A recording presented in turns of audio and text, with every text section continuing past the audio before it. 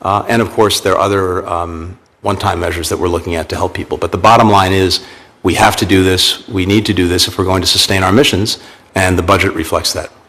Thank you. Thank you, Mr. Chairman. Senator Cruz. Thank you, Mr. Chairman. Senator. Mr. Secretary, you have presided over the worst foreign policy disaster of modern times. When Joe Biden became president, he inherited peace and prosperity in the world.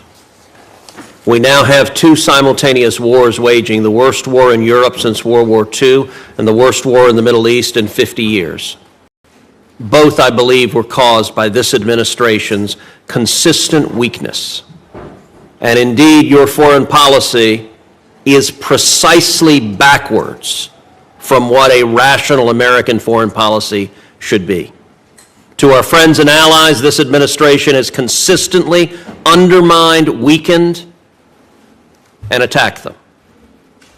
And to our enemies, this administration has shown constant appeasement and indeed has flowed billions of dollars to the enemies of America who want to kill us. Senator Barrasso asked you about Ibrahim Raisi. Your State Department put out a statement sending condolences for his death. Mr. Secretary, is the world better today now that Raisi is dead?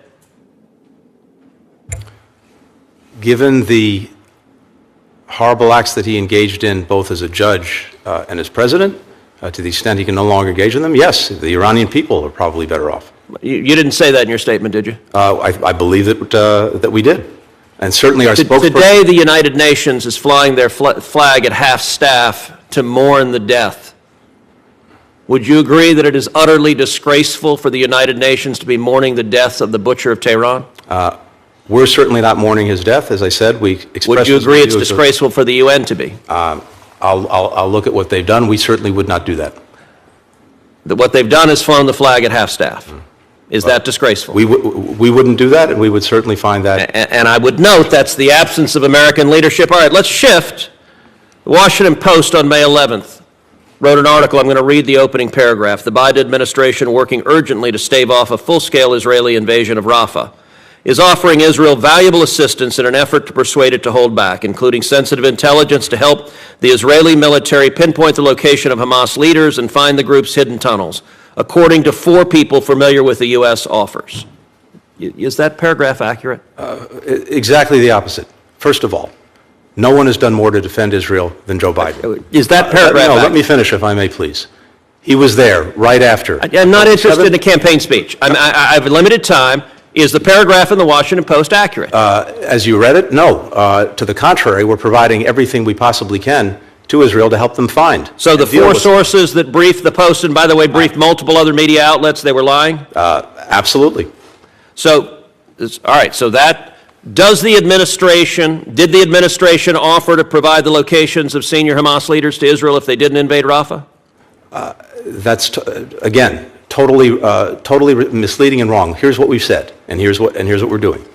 We have said that there is a better way to deal with the challenge that... I'm not interested in the speech. If you don't want to hear my answer... Did you offer the location of senior Hamas officials if they didn't invade Rafah? That's a yes or no. If we had the locations, of course we'd provide them, irrespective. So this statement, you're saying the Post got it totally wrong, it is utterly false, and anyone who said to the contrary was lying and perjuring themselves if they were under oath. That statement is incorrect. We have done and will continue to do everything we can to, if we can do it, develop the information and share the information. I wish we had it. Does the administration have intelligence on the locations of Hamas officials that you have not shared with Israel? No. Does the administration have the locations of Hamas terror tunnels that you have not shared with Israel? No. Okay, so then your position is that this story is an utter and complete lie. As you've read it to me, Senator, it is not accurate. And we're not interested in playing word games. I've asked you very directly. So you're saying there's not a single Hamas leader that you know about that you or the administration has offered will tell you where they are if you don't invade Rafah. That is correct. What have you offered them not to invade Rafah? We've offered them nothing not to invade Rafah except a plan to deal more effectively with Rafah. Okay, so your testimony under oath is you've offered them nothing not to invade Rafah. I find that very hard to believe, but I just want to understand what your testimony is.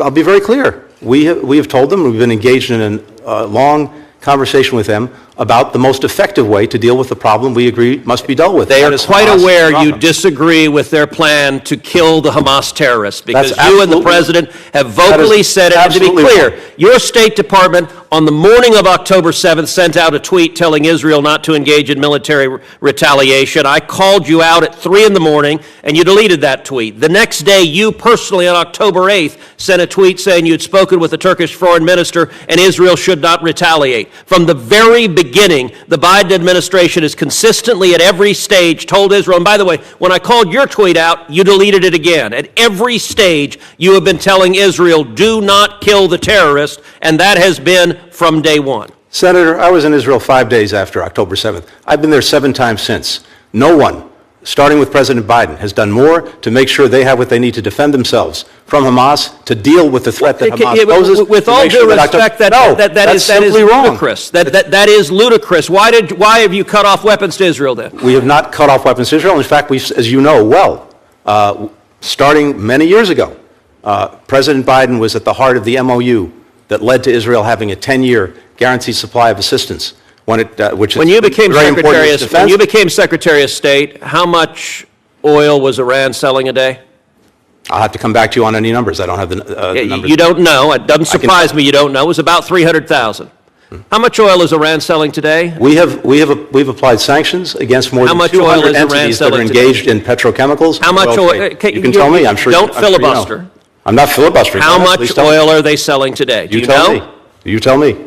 Apparently you don't know. So you don't know how much they were selling. It was 300,000. Today they're selling about 2 million barrels a day. Let me ask you. And given the sanctions, given the export controls, given the other controls we put on, the cost of doing that, the evasion that they have to engage in, which we're trying to cut off. They've made about $80 billion. Let me ask you another question. I'm running out of time, so I'm not interested in speeches. Let me ask you this. How many Ghost Fleet ships did Iran have in November 2020? We have sanctioned more than 200 of those. It's a question. I'm not. How many did they have?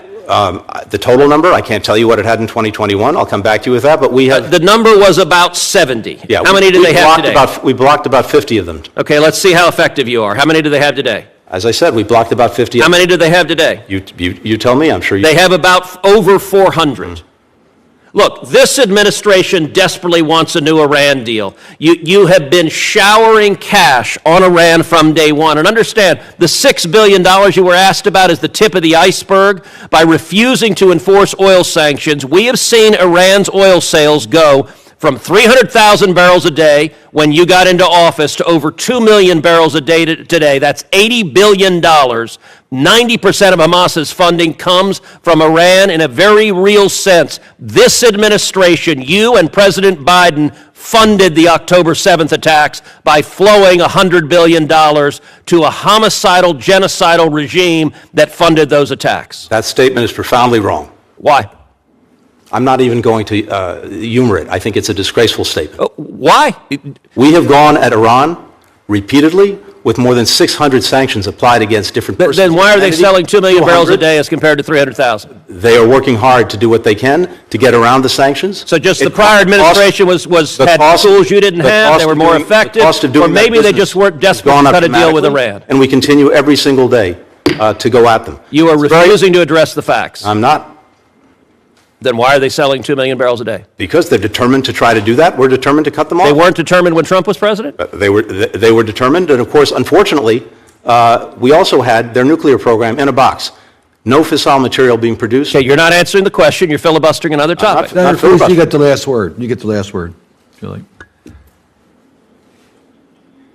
You funded our enemies and you undermine our friends, and the world is much, much more dangerous as a result, and Americans are at greater jeopardy because of it. In fact, we brought more countries together. We have Let me, stronger allies, stronger partnerships, stronger engagement from countries around the world to deal with a very dangerous world than we had. We were alone, we aren't anymore, and America is leading those efforts. Remember the Abraham Accords?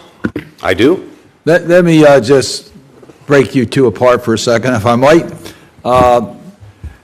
Secretary Blinken, thank you very much for your patience with our committee.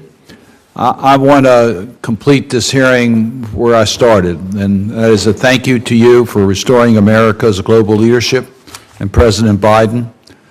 What you've done to strengthen the transatlantic partnership is incredible. I saw that firsthand at the Munich Security Conference.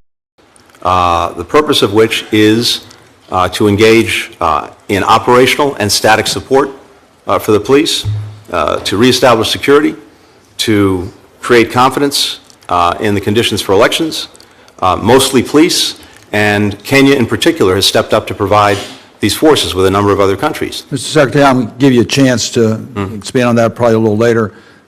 I want to focus my last minute on give you a chance to give us a status of the Middle East, what's happening in regards to the conversations with Israel and Hamas in order to get an opportunity for the release of the hostages and a pathway towards a way forward for both the Palestinians and the Israelis without the terrorists. The ICC ruling yesterday, I'd like to get your view on it. I see it as a step in the wrong direction. That's going to make it more challenging for us to get the parties together.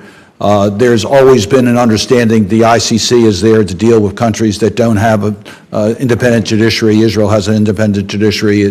They did not give the Israelis an opportunity. We thought there was that opportunity going to take place this week. I want to get your assessment as to how you see the current situations in light of what just happened at the ICC, as to whether we are on track to continue to negotiate in regards to the hostages and pause in the hostilities. Thank you, Mr. Chairman. Look, we see the effort to get a ceasefire and the release of hostages as the best, most effective way forward, both in getting hostages home, in creating an environment in which the people of Gaza can get more of the assistance they so desperately need, and a platform for which to build a more enduring solution that provides genuine security for Israel and meets the needs of the Palestinian people. There's been an extensive effort made in recent months to get that agreement. I think we've come very, very close on a couple of occasions. Qatar, Egypt, others participating in the efforts to do this.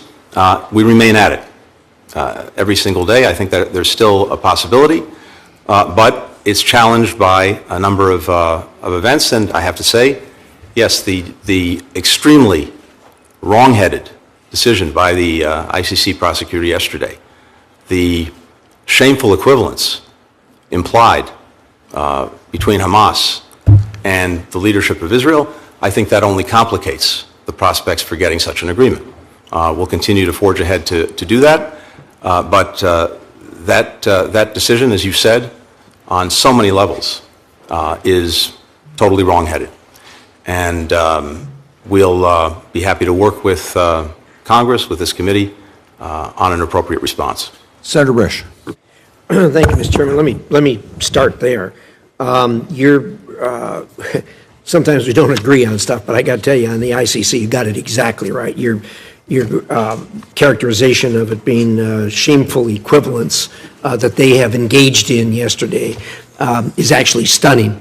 As you know, in the last administration, the Trump people did an executive order to do sanctions on certain members of the ICC who were investigating us for things that happened in Afghanistan.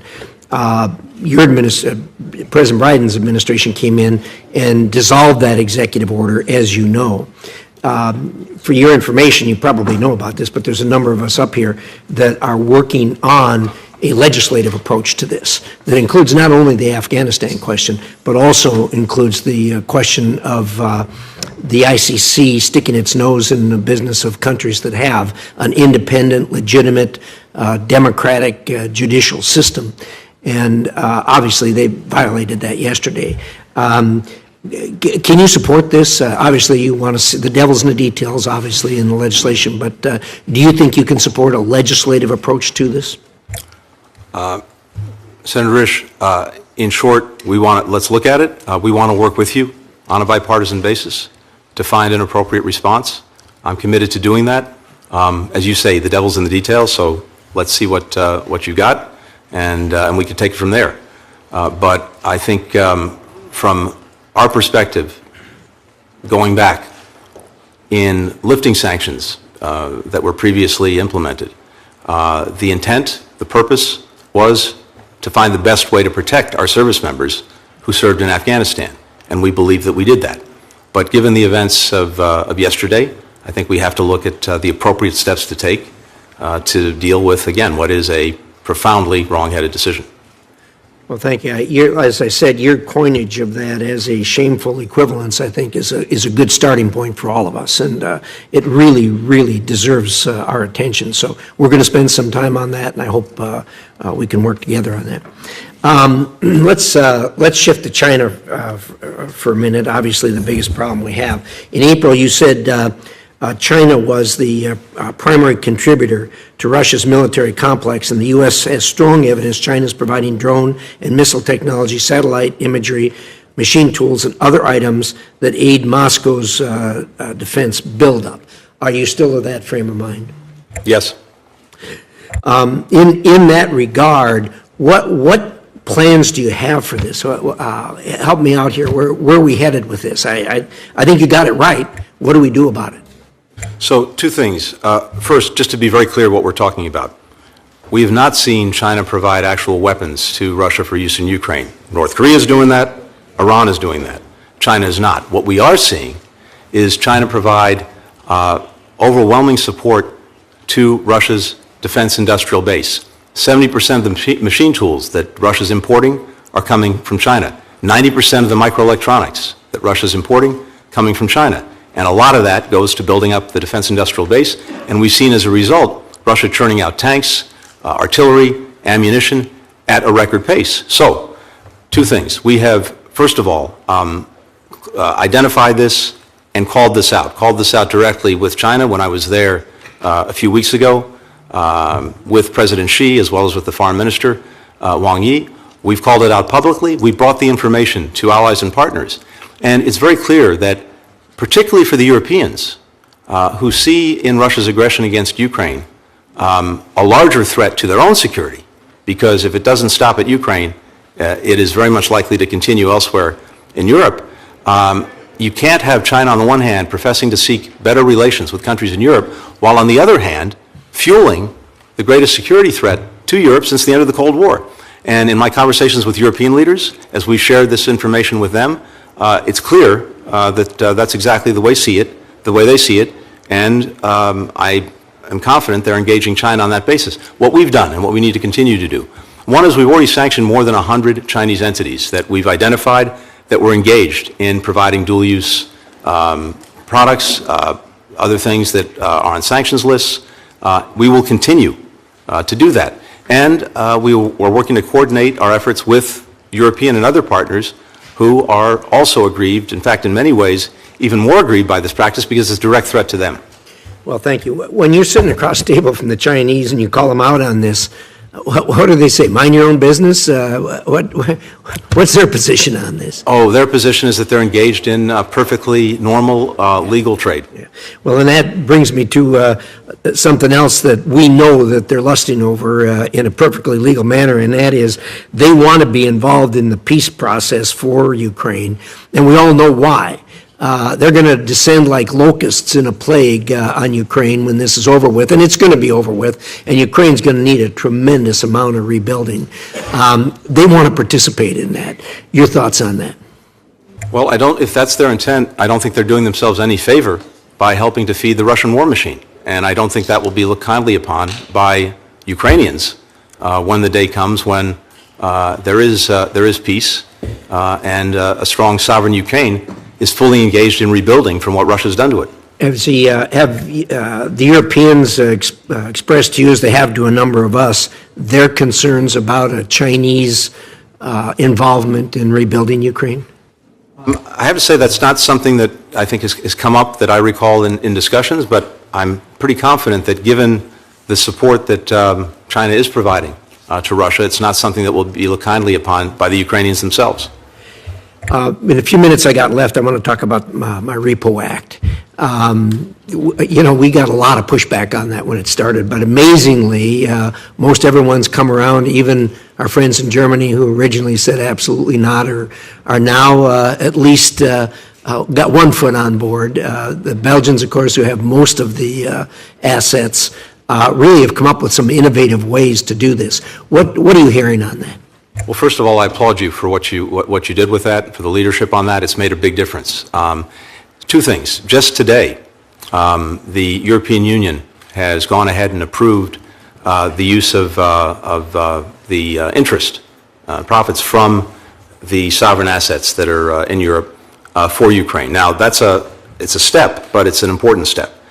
And I don't disagree with that. When I met with them, they talked about the difference between the principal and interest. Yeah. And I guess I'm not a banker, but once an interest is earned, my judgment, it becomes part of the principal. So I don't understand if they can use the principal or the interest, or they can't use the principal. But aside from that, their view when I talked to them was they can use the interest for a long, long time. It's fine. Yep. Sits there forever. It's fine. And now the EU, whatever the solution, I'm all in. so the EU's done that, but to your point, Senator, I think there are other possibilities that we're driving toward, including looking at ways to collateralize the principal.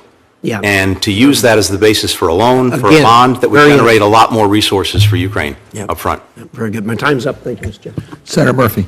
Thank you very much, Mr. Chairman. Mr. Secretary, thank you for being here before this committee. Thank you for your continued willingness to be in an open dialogue with the Senate and Senate Foreign Relations Committee on these important matters.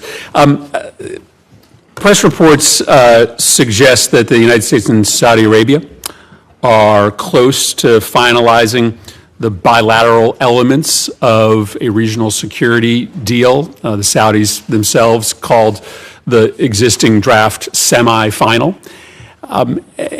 So I wanted to ask you a couple questions about the status of these talks to the extent that you can tell us.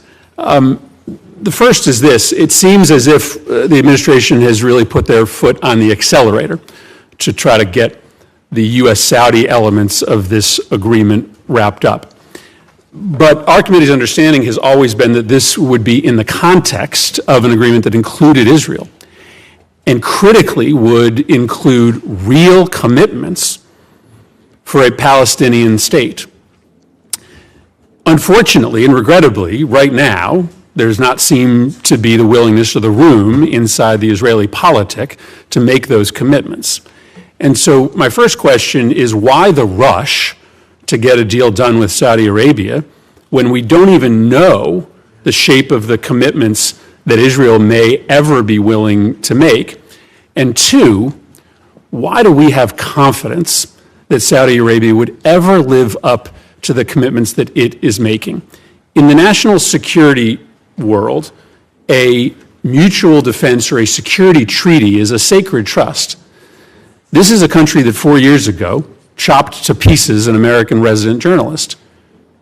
This is a country that 2 years ago turned its back on us when we asked them to side with us at OPEC Plus and instead chose Russia.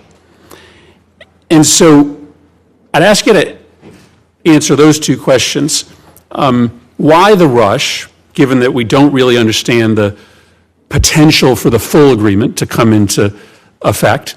And what gives you confidence that Saudi Arabia will live up to any of the commitments it's making? Thank you, Senator. A few things here. First, yes, we have sought to move forward in negotiating the bilateral U.S.-Saudi aspects of a normalization agreement between Saudi Arabia and Israel. But even if we were to conclude those agreements, and I believe we actually can conclude them relatively quickly, given all the work that's been done, they could not go forward, and the overall package could not go forward, absent other things that have to happen for normalization to proceed. And in particular, the Saudis have been very clear that would require calm in Gaza, and it would require a credible pathway to a Palestinian state. And it may well be, as you said, that in this moment, Israel is not able or willing to proceed down that pathway. But to the extent that the agreements are finalized in principle between the United States and Saudi Arabia, that in effect calls the question. And Israel will have to decide whether it wants to proceed and take advantage of the opportunity to achieve something that it has sought from its founding, which is normal relations with the countries in its region. And we see the possibilities for the future in that agreement, we saw them starkly, powerfully, on April 13th and April 14th, when Iran engaged in an unprecedented attack, and a direct attack by Iran in Israel. And countries come together, led by the United States, to defend Israel from that attack and defend it very successfully. There's an opportunity for Israel to become integrated in the region, to get the security, fundamental security it needs and wants, to have the relationships that it sought going back to its founding. But in order for that to actually go forward, there has to be an end to Gaza. There has to be a credible pathway to a Palestinian state. So I think one advantage of completing the work, at least in principle, with the Saudis, is that the question then becomes one that's no longer theoretical or hypothetical, but one that needs to be answered. And we'll see what the answer is. Look, these agreements, like any agreements, whether it's with Saudi Arabia or anyone else, you count on the other party to live up to the agreement, and if they don't, there are consequences, including the agreements being, in effect, abrogated. So I think it's profoundly in Saudi Arabia's interests to fulfill the commitments that they would make in the context of these agreements. And by the way, none of this will go forward before Congress has its say.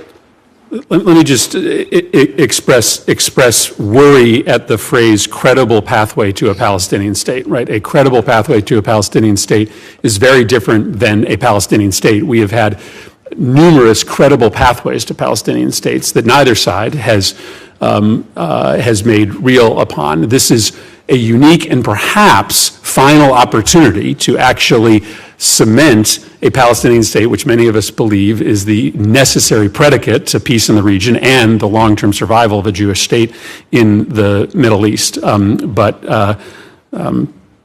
Look forward to continued conversations about this really important topic. Wanted to touch one other subject with you. You've got $169 million in this request to counter fentanyl and other synthetic drug production around the world. Thank you for that commitment. Later this week, the Senate is going to vote on a bipartisan border security measure negotiated with Republicans that would dedicate $20 billion to border security, including substantial, unprecedented new resources to stop fentanyl from coming into the country. This amount that you've requested, the underlying budget, stands on top of the commitments that you secured at the recent summit in San Francisco from the Chinese to do some really important, dramatic things to stop the movement of precursor into Mexico and into the United States. Just in the remaining 30 seconds to a minute, the importance of the achievement at the summit and how that dovetails with the requests that you're making. You've made substantial progress on stopping the flow of fentanyl into the United States. You're to be commended for that, but this money seems critical. First of all, I commend the efforts being made here to dedicate these resources to what is arguably the number one challenge we face in terms of public health and in terms of the security of the American people. Number one killer of Americans aged 18 to 49, not heart attacks, not car accidents, not guns, fentanyl, a synthetic opioid. So this has to be, and it is for us, a number one priority. It requires a lot of work at home. It also requires a lot of work around the world, given the global nature of the threat. With regard to China, President Biden achieved important agreements with President Xi when they met at the end of last year outside of San Francisco.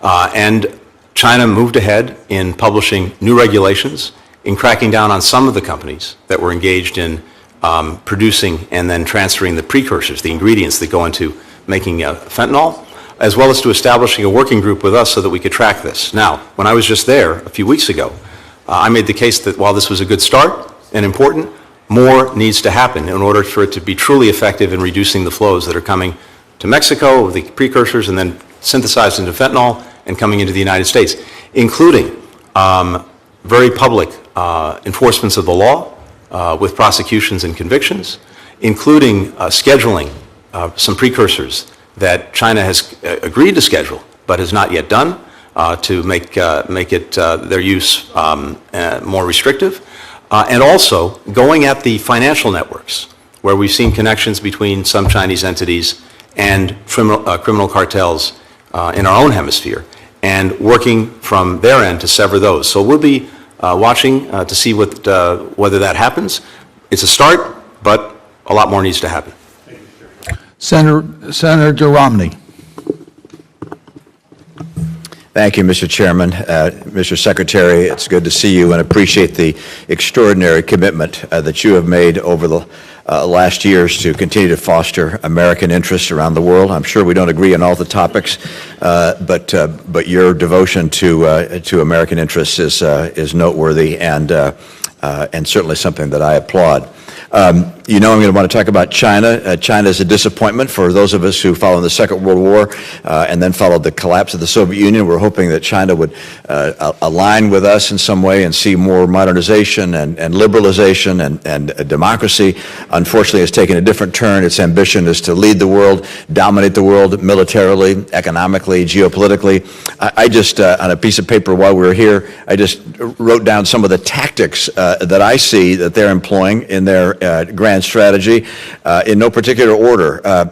Monopolizing key industries, with TikTok being able to gather information about Americans, Confucius Institutes to be able to promote their policies in our campuses, inserting themselves through cyber systems in our critical infrastructure, buying ports around the world so that they can foster their naval commitments or naval ambition, putting in place graduate students in our universities, particularly in STEM subjects, to be able to steal technology, the 1,000 Scholars Program to do the same, inserting themselves into leadership positions in international organizations, purchasing farmland around our military installations, selling drones, Chinese drones to our police forces, spy cranes in the seaport we heard about more recently, monopolizing key raw materials around the world, stealing technology from our companies, spreading dissension in the U.S. and through the West. I mean, it's an extraordinary list, and it goes on and on and on.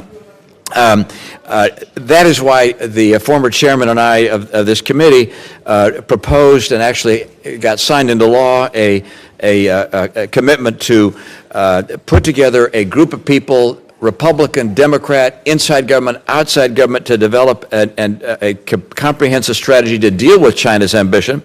Part of this legislation said that by last July, the administration would be required to submit to Congress in a classified form and with an unclassified summary the results of this strategic development. Now, I've been offered the chance to review in camera what has been prepared. I've tried to schedule that, and that has not been responded to by the department. But does the State Department intend to submit to the law as signed by the President to actually put in place and to submit to Congress the strategy in a classified form?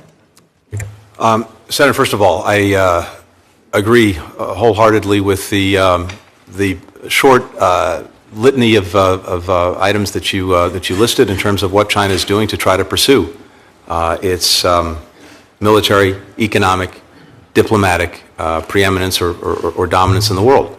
And across the board, we have worked in new and effective ways to deal with that, to push back against that. And I just say very quickly before coming to your question, two fundamental things have changed in our approach to China that allows us to approach it from a position of strength. One, what's happened here at home, the investments that we've made in ourselves with the leadership of Congress, particularly when it comes to infrastructure, when it comes to the CHIPS and Science Act, when it comes to the Inflation Reduction Act. In each of these ways, we put ourselves in a position to make sure that we are leading when it comes to the industries of the future. And what I see around the world is people taking note of those investments and wanting to partner with us. Second, we have aligned in ways that we have not before with key partners in Europe, in Asia, and beyond in the approach to China. And you see that now in convergence of the approach, the tools that we're using, both individually and collectively, whether it's investment screening mechanisms, whether it's controls on outbound investment to make sure that it's not going to help industries in China that could come back and hurt us, export controls that we're doing in a much more coordinated way, working across the board to deal with some of the economic non-market practices that China engages in that unfairly penalize not only our workers and companies, but workers and companies around the world. I can go on down the list, but we see that convergence in very powerful ways. Now, on the Strategy and Advisory Board, first, we applaud everything that you've done and your leadership on this for many years. We announced the public strategy back in the spring of 22, and you were very gracious in actually being there when I put that out. But yes, the NSC, I know, and this is what the White House has made available, the classified strategy for in-camera review. I'm going to make sure if there's some problem in scheduling that happens. And I'll also go back to them about what more we can do. I know we've provided classified briefings to members and to staff on the approach that's in the strategy. But let me come back to you on making sure that you can see and other members can see the full strategy in the classified setting. Well, the law that was passed called not just for a classified setting, which is certainly appropriate, but also to submit to Congress in a public setting what the summary of those strategic moves would be. And as I went through that long list of Chinese steps, those are the kinds of things I'm looking for. To say, look, our strategy is invest and align and compete sounds great. That may be an objective, but the tactical steps of what we're going to do country by country, industry by industry, port by port, spyware by spyware, et cetera, that's the kind of detail that really creates a comprehensive strategy that can be effective. And I guess I'm concerned that as we go potentially from one administration to the next, whether that's in 1 year or in 5 years, that we have a strategy that lasts. Following the Second World War, George Kennan and others came together to develop a strategy that was very successful in confronting the Soviet Union. We're looking to do the same thing here, but we haven't seen anything of that nature yet. And in the law required that be submitted to Congress in a public setting, but also in a classified setting. And I would ask that you honor that commitment made in law and provide that information both to Congress and to those of us that would want to attend a classified setting. Thank you, and I'll come back to you on that. Thank you. Senator Merkley. Well, thank you, Mr. Chairman, and thank you, Mr. Secretary. I applaud your and the President's efforts to condemn Hamas's invasion on October 7th, to secure a ceasefire, and to secure the release of hostages. President Biden has also recognized, however, that the campaign carried out by the Netanyahu government in Gaza has included what the President's called indiscriminate bombing, resulted in a massive number of civilian casualties. The NSM 20 report concluded, and I quote, "Given Israel's significant reliance on U.S.-made defense articles, it's reasonable to assess that Israel has used U.S.-provided weapons in instances inconsistent with international humanitarian law." Given this assessment, why did the State Department conclude that Israel's assurances that it was not using weapons in a manner inconsistent with international law are in fact credible and reliable? Thank you, Senator. We've said two things from day one since October 7th. One, that Israel not only has the right, it has the obligation to defend itself and to try to make sure that October 7th never happens again. And the United States is committed to doing everything we can to support it in those efforts. We've also said that the way Israel does it matters, particularly with regard to civilian protection in Gaza and the provision of humanitarian assistance to Gazans who need it. And we have been working every single day since then, not only to provide Israel with what it needs, but also to do our best to help see that Palestinians get what they need in Gaza. And we see the horrific suffering of children, women, and men who've been caught in a crossfire of Hamas's making for 8 months now.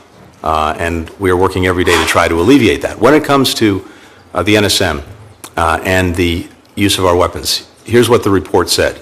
It said exactly as you quoted. Given the totality of the damage that's been done, and given the fact that we are a major provider of weapons to Israel, it is reasonable to assess that in some instances, Israel has acted in ways that are not consistent with international humanitarian law.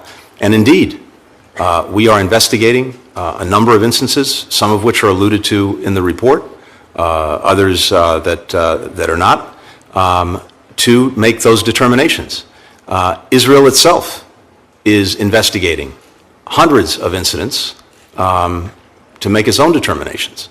And indeed, there are criminal investigations underway in Israel in this area. It's very difficult to make final determinations in the midst of a war when we do not have access on the ground, and when you have a almost totally unique battlefield where an enemy, a terrorist organization, Hamas, is hiding behind and underneath civilians in apartment buildings, in mosques, in schools, and firing at the Israeli forces. So we're determined to make every appropriate determination. We're determined that there be no double standard. We have processes at the State Department, including our conventional arms transfer policy, including our Thank you for your process that we're explanation. engaged in. I know that it's so complicated that you could go on for a while, but I think you've pointed out the challenge and the fact that assessments are ongoing. I do feel it's important that we approach these questions in NSM 20 with as much integrity as possible. On May 7th, President Biden announced his decision to pause the shipment of the 502,000 bombs, and the following day he drew a red line stating that, quote, if Israel goes into Rafah, I'm not supplying the weapons that have been used historically to deal with Rafah, to deal with the cities. And you, Mr. Secretary, reinforced this point when you said, if Israel launches a major military operation into Rafah, then there are systems we're not going to be supporting and supplying for that operation. We are already seeing significant action in Rafah. About 1 million people have fled the city. Is the President going to stand by his red line? First, the President stands behind the proposition that we will always make sure that Israel has what it needs to defend itself. No one has done more, not only throughout his career, but over the last 8 or so months, to make sure that that's the case, and that will continue. At the same time, when it comes to Rafah, we've been very clear in many conversations with Israeli leadership over the past months about our deep concerns about a major military operation in Rafah and the impact that that would have on civilians in Gaza. We insisted that if anything is to go forward, we see a clear, credible plan to get civilians out of harm's way, but not only to get them out of harm's way, to make sure that they're provided for when they're out of harm's way. Now, you mentioned we've seen a very large exodus of people from Rafah, but they are now in places where they don't have the support that they need and that we believe is critical to provide. We also remain very concerned about any major military operation and the impact it would have on the remaining population, given the dense urban environment in Rafah and what we've seen in other places. And so the President's been clear about this with Israel, in public as well as in conversations with others, about the fact that we will not support a major military operation. Thank you, and that's helpful to understand. I wanted to turn to the issue of providing aid in the situation of the challenge of food and water and medical supplies and so forth. The NSM 20 report noted that action and inaction by Israel contributed significantly to a lack of sustained and predictable delivery of needed assistance at scale, and that the level reaching Palestinian civilians remains insufficient. Insufficient is a very polite way, given that we now have what Cindy McCain has described as full-blown famine in the north, and we're all very aware of the highly stressed conditions in the south as well. As a result of the restrictions that Israel has had in place, we have been urging them, you all have been urging them, and I applaud that, to open more gates, to have a more systematic inspection process so far more trucks per day can get in, to make sure that once the trucks are through the gate, that they can actually get to the warehouses without being attacked or so forth. You've also supported air deliveries by ourselves and by other nations. You've also built a dock. All these things are in response to the restriction of aid. And thus, I was somewhat puzzled that the report concludes we do not assess that the Israeli government is prohibiting or otherwise restricting the transport and delivery of U.S. humanitarian assistance, because it seems like all those actions we're taking, the urging of Israel to do more, and all the other air delivery and docks and so forth are all a response to the restrictions preventing sufficient aid to get in and creating famine conditions affecting a couple million people. If you could respond briefly. Yes.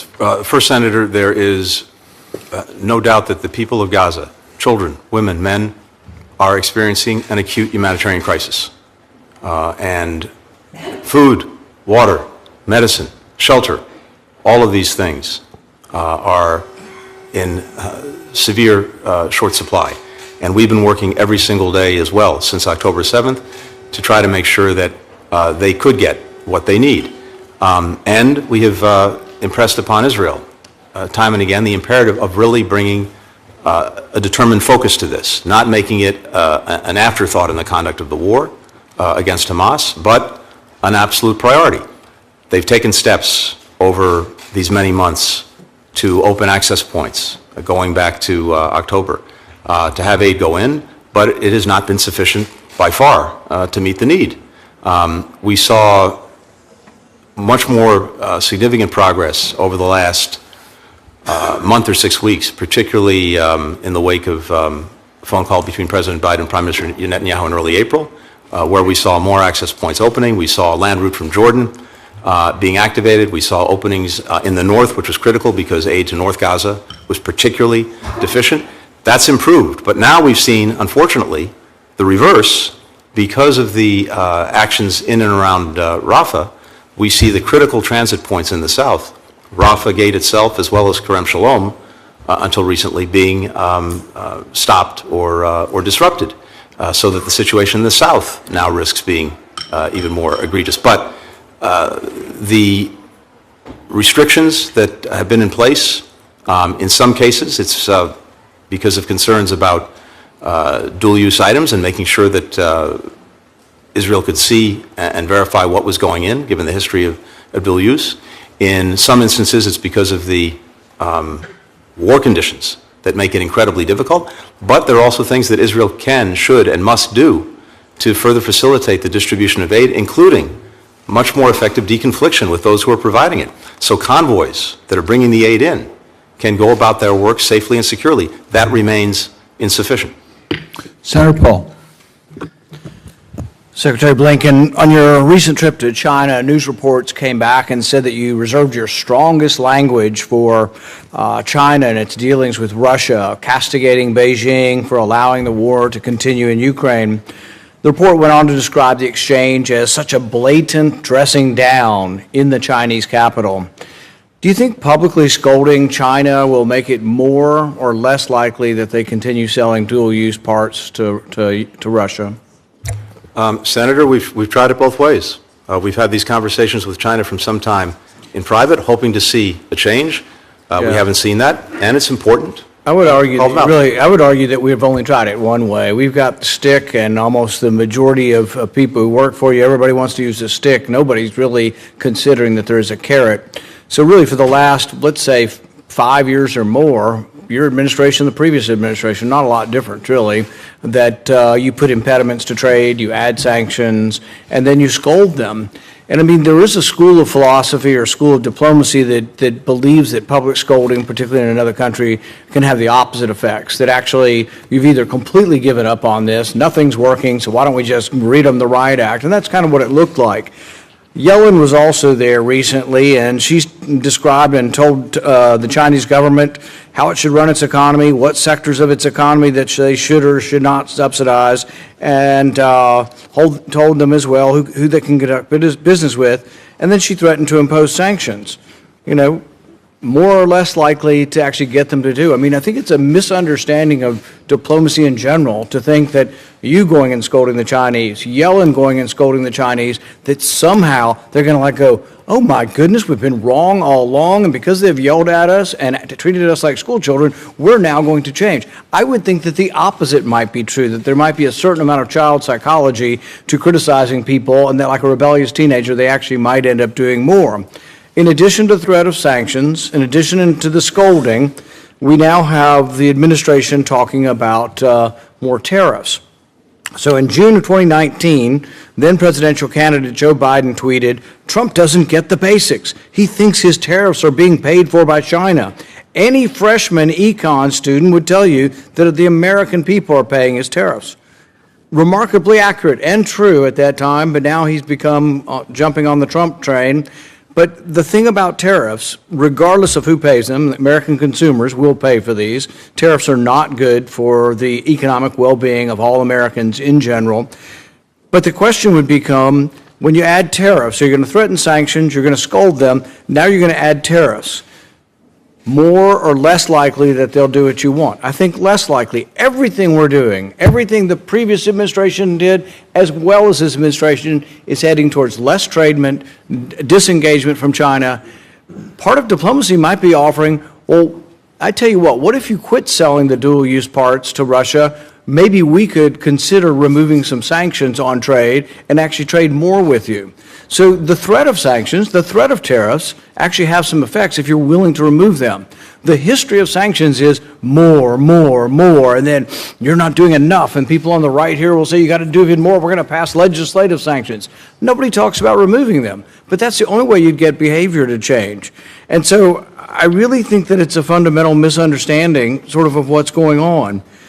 The final point I would like to make, and I'll let you respond to this, is the Ukrainians still claim that victory includes the reclamation of all of its territory.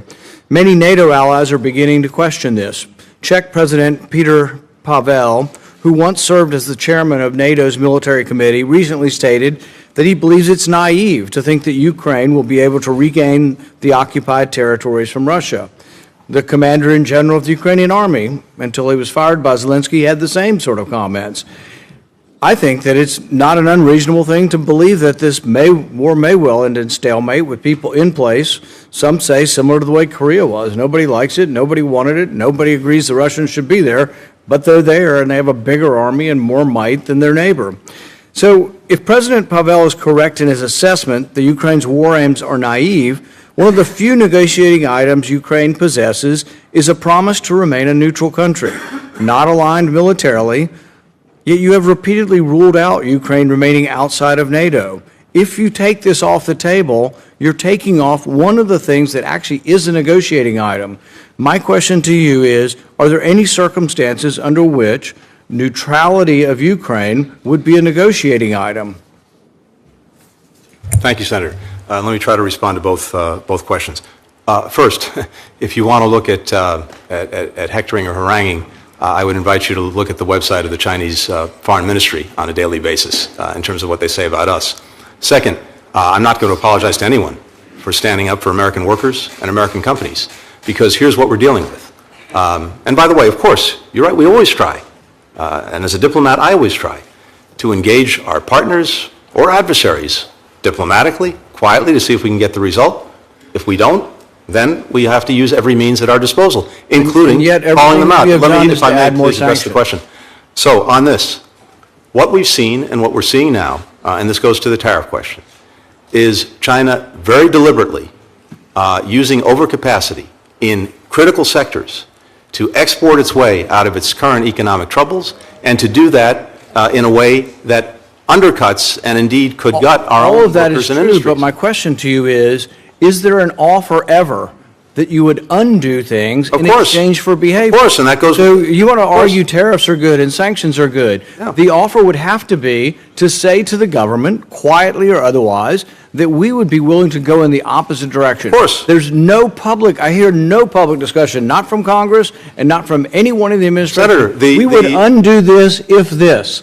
Senator, on their own terms, it's clear that if the conduct that we object to and that risks terrible damage to our workers, to our communities, to our companies, if they change that conduct, of course. Did you no more specifically tariffs. discuss not having tariffs or undoing sanctions in exchange for the Chinese to quit selling dual-use parts to Russia?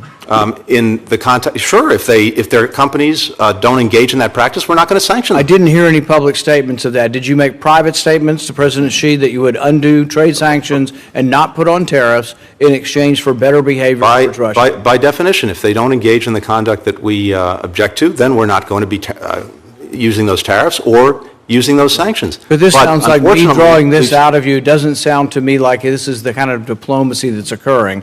If you want it to occur, you have to have a little different conception of you've got the stick. The whole problem with diplomacy in this country, not just your administration, but the previous, is all you see is the stick, all you see is more sanctions. And if I ask you to tell me what has China done to change its behavior based on your sanctions, to change their behavior for the better, I would say you can't come up with anything China's doing. Everything seems to be the wrong direction. That's your interpretation. Everything's the wrong direction. No, we've actually so the seen- sanctions really are not having a value unless you want to negotiate removing sanctions to get better behavior. Senator Van Hollen. Thank you, Mr. Chairman. Welcome, Mr. Secretary. And I want to start by applauding you and the President for your overall approach to foreign policy and national security. You've helped strengthen our alliances, stood up to Putin's aggression, and confronted the challenges posed by China. And the President was right, absolutely right, to travel to Israel in the immediate aftermath of the horrific Hamas terror attacks of October 7th to express our solidarity in word and in deed. But like you, I've been very concerned with the way the Netanyahu government has conducted the war in Gaza. We understand the despicable tactics of Hamas, but we also understand that there's a responsibility to make sure that a just war is fought justly. And I've been especially concerned about the restrictions placed on the delivery of humanitarian assistance to 2 million Palestinians who have nothing to do with Hamas. It only leads to unnecessary human suffering, and as you and Secretary Austin have pointed out, it also undermines our overall strategic objectives and those of Israel. And it also means that on top of everything else, Americans have spent over $300 million to build a temporary pier in Gaza to try to prevent more people from starving. That's the right thing to do, but we had to do it because we couldn't get the Netanyahu government to get more food and other aid through the many land crossings and get it delivered to people safely without over 200 aid workers getting killed, including those killed in the attack on the World Central Kitchen. That's why virtually every international aid organization that has operated worldwide for decades say they've never experienced a worse man-made humanitarian disaster than that in Gaza. That's why the President said at one point, no excuses. And yet, in the recent National Security Memorandum 20 report, the administration cannot even bring itself to conclude what is painfully obvious to anybody paying attention, that for long periods of time, between October 7th and today, the Netanyahu government has failed to comply with the international norms that require it to facilitate and not arbitrarily restrict or deny the delivery of humanitarian assistance to people in desperate need. Mr. Secretary, that hurts our credibility around the world, and it sets a dangerously low bar for what's acceptable going forward. I listened to your exchange with Senator Merkley regarding the use of U.S. weapons. This issue does not require additional investigation. We've seen this play out in real time. And while you concluded in a snapshot that Israel had improved and was doing better, the report required a backwards look, and the administration decided to duck that. You and I have known each other for a long time. I have tremendous respect for you, but I thought that was important to say. I know you and the President are trying 24/7 to bring an end to this conflict. I know you're working 24/7 to bring back all the hostages and make sure that there are no more October 7ths. But as the President and you and others have pointed out, in order to achieve a durable end to the conflict, we need to build a future that has security and dignity and hope for Israelis and Palestinians alike. That is why the president has tried to create some light at the end of this very dark tunnel by calling for recognition of Israel by Saudi Arabia and others, paired with a clear timeline for the establishment of a viable Palestinian state. I listened to your discussion with Senator Murphy. I've lost count, Mr. Secretary, of exactly how many times you've actually traveled to Israel and the region. My staff tells me it's about 7, is that right? So you, the National Security Advisor, Secretary of Defense, 2 aircraft carrier deployments, billions of dollars in military assistance, hundreds of millions to build a pier. Our very important work to intercept the Iranian missiles launched at Israel. So would you agree that it's in our national security interests to have a plan in place to achieve a two-state solution within a clearly defined period of time, paired with normalization of relations with countries like Saudi Arabia? Yes, I would. And I want to raise this because, for a long time, the U.S. policy has been in favor of two-state solution. I mean, formally announced during George W. Bush's administration, so over 2 decades. And despite the fact that we say those words, we have never addressed our policy to use our influence to make it happen. You would agree, would you not, that the continued expansion of illegal settlements and outposts in the West Bank makes it harder to achieve a two-state solution? I would. And yet, if you look at Prime Minister Netanyahu's extremist government, that, as you know, includes people like Smotrich and Ben-Gvir, since they came into power, and while the war in Gaza has been raging, we've witnessed the largest land seizures in the West Bank in decades. In fact, during your visit in March, Finance Minister Smotrich, who also has a West Bank portfolio under the Minister of Defense, announced the single largest West Bank land grab.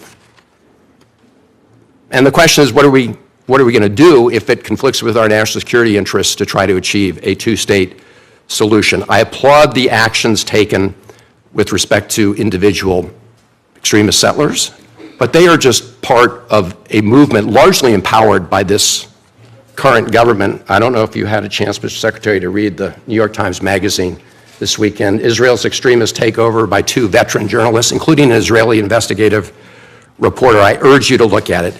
So my question is, if we agree about our national security interests, what are we going to do to make sure that we achieve the goal, not only of normalization, I heard the conversation, but that, as you said, has to be paired with a Palestinian state and a timeline? What is the plan to get there with a timeline that is meaningful? Well, thank you, Senator. And look, I agree with the assessment. And it's not only in our national security interest, which is my responsibility. It's also, in our judgment, as Israel's closest friend, in Israel's profound interest, because there really is a choice, and it's very hard to see it in the midst of this conflict, and certainly in the wake of October 7th.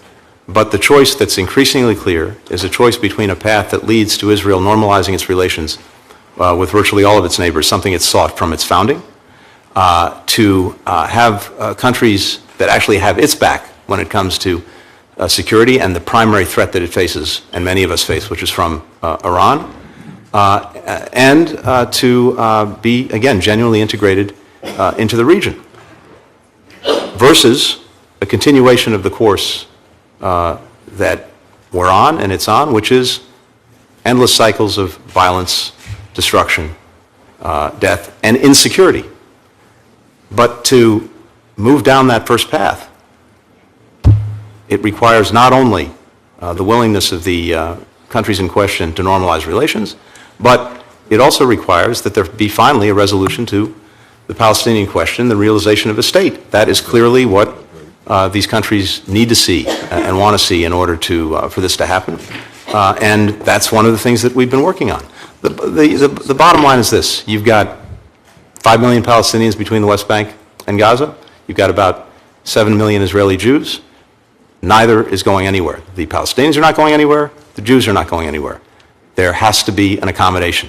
And there has to be an accommodation that respects and fulfills the rights of everyone concerned. Has to be done in a way that has the necessary guarantees for Israel's security.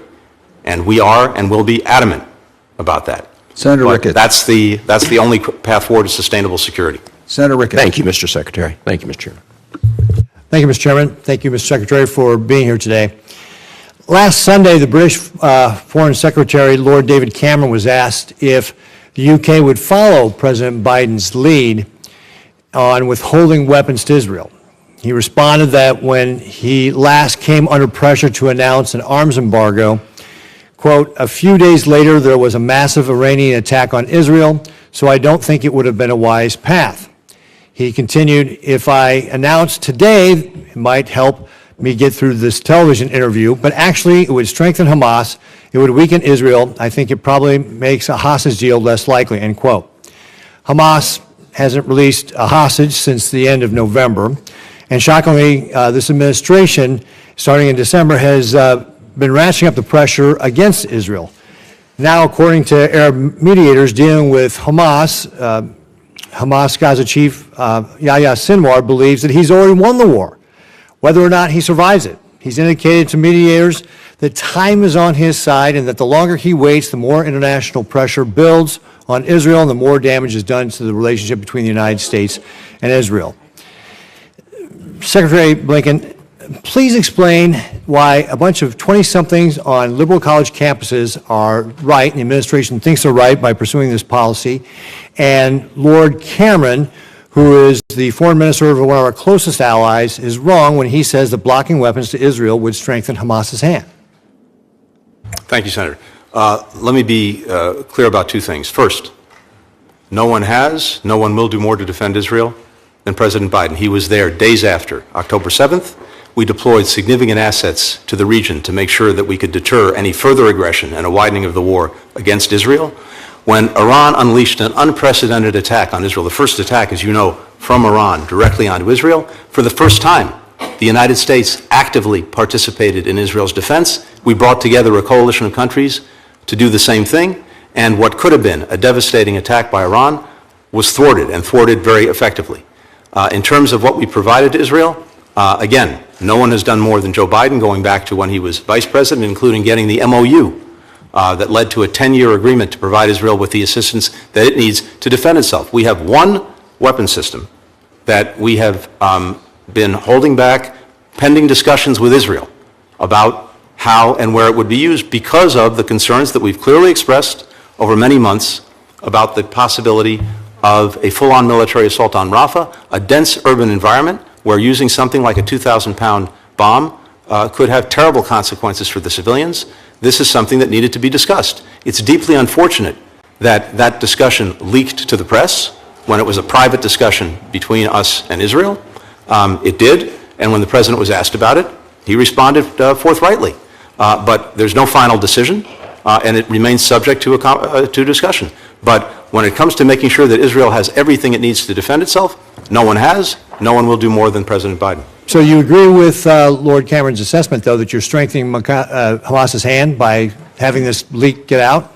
No, again, leaks are an unfortunate part of the business that we're all engaged in. It's really regrettable, but it happens. But it's also something that's not a leak is the fact that we are being both public outnumbered and proud about the fact that just when countries are clamoring for greater partnerships with the United States. It's not just important that the United States is showing up for partners around the world, but equally important to face the fact that America is showing. Diversity is the American and our country's superpower. However, far too often, the representation of the United States is not reflective of the full spectrum of backgrounds and experiences that America has to offer. And I know you agree with us on this. It's true for the workforce. But it's also true who the department works with. The president has set a goal to increase the share of contract dollars going to small and disadvantaged businesses to 15% across the federal government by fiscal 25. So I commend the State Department for already exceeding that goal. But Mr. Secretary, let me tell you, that obscures the fact that Black Asian Americans and Hispanic-owned small businesses are getting less than 2% each of State Department contracts. That's 2% each. I believe African American-owned firms is at 1.9%. AAPI firms are at 1.45%, and Hispanic firms are at 1.9%. I'm a former 8A contractor, Mr. Secretary, in the 80s and 90s, and this is less than what was taking place in terms of contracting then. And so we have to understand and look at why these numbers are shockingly low. We've got to do a better job making sure that historically disadvantaged entrepreneurs get a larger share of the State Department contract. Members, Mr. Secretary, they're outraged, and so I intend to follow up, and I just wanted to let you know with a letter to the department asking you to outline the strategy to increase the share of contract dollars that go to all historically disadvantaged groups, and why Black and Asian American and Hispanic firms are being denied access to these contracts. Now, 20 years ago, after we first started talking about this three-legged stool of national security, diplomacy, development, and defense, we are no closer to bringing balance to that stool. In fact, we have never been so lopsided. The resources that we spend on defense dwarf the resources that we spend on our overseas presence, the pursuit of American interests, and our most basic partnerships to build a safer world. I'm sure that you see this every day. We over-rely on our military tools because that's what's available, meanwhile starving our civilian diplomatic tools. Our military understands this and is often the first to advocate for development and diplomatic tools that they see as necessary. However, successive Congresses have refused to make the investments needed to take the pressure off of military action. And now, once again, our diplomatic and development activities are facing the biggest cuts of any part of the United States government. We can't keep going on like this. If we're serious about confronting these challenges, then it must be reflected in our budget. Without sufficient development funding, we face a future struck by cycles of crises that require more and more humanitarian interventions and even military interventions and result in a less stable world. Secretary Blinken, you're currently crisscrossing the globe. You're listening to partners. You're hunting for joint solutions. And I'm sure getting an earful about United States policy. I'm eager to hear from you today what tools that you need, that the State Department needs to advance the mission of the United States and provide the leadership and partnerships of the world, that the world, quite frankly, expects of us. What do you see as the cost of us stepping back and letting others fill the void? I see that everywhere in the world. What investments are we leaving on the table, the opportunities left untaken? What do you hear from our brave diplomats around the world and what they need to do their job? And I want to thank them for their service and their sacrifices, which they're making. And I want them to know that we do value their work in spite of these huge, horrific, terrible, deep cuts that are being proposed. So I look forward to our work together, Mr. Secretary, also with you, Chairman Diaz-Balart, and with all the members of this subcommittee to make the case for why this bill needs to invest more this year and in future years to serve America, to serve the American people, and yes, quite frankly, our entire planet. So thank you, Mr. Secretary, and I yield back. Thank you, Al. Now it's a privilege and honor to yield to the Chairman of the Full Appropriations Committee, Mr. Tom Cole, for his opening statement. Mr. Cole. Thank you, Chairman Diaz-Balart, Ranking Member Lee, Ranking Member DeLauro, and my fellow appropriators. I'm so pleased to be back with the State and Foreign Operations Committee. I previously served on this subcommittee, both with our distinguished Chairwoman Emeritus Kay Granger, Chairwoman Emeritus Nita Lowy, and the legendary Hal Rogers, Chairman Emeritus. So I know this committee is well stocked with talented people. Experience tells us that the work done before this committee is of critical importance to America's national security. Secretary Blinken, we appreciate your appearance before us today and your service to our country. There's no denying we're facing a time of increasing global disorder and rising threats to the security of the United States.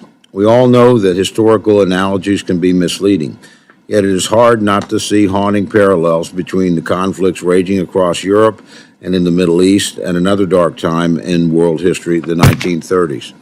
The disturbing echoes of that dangerous decade are certainly before us.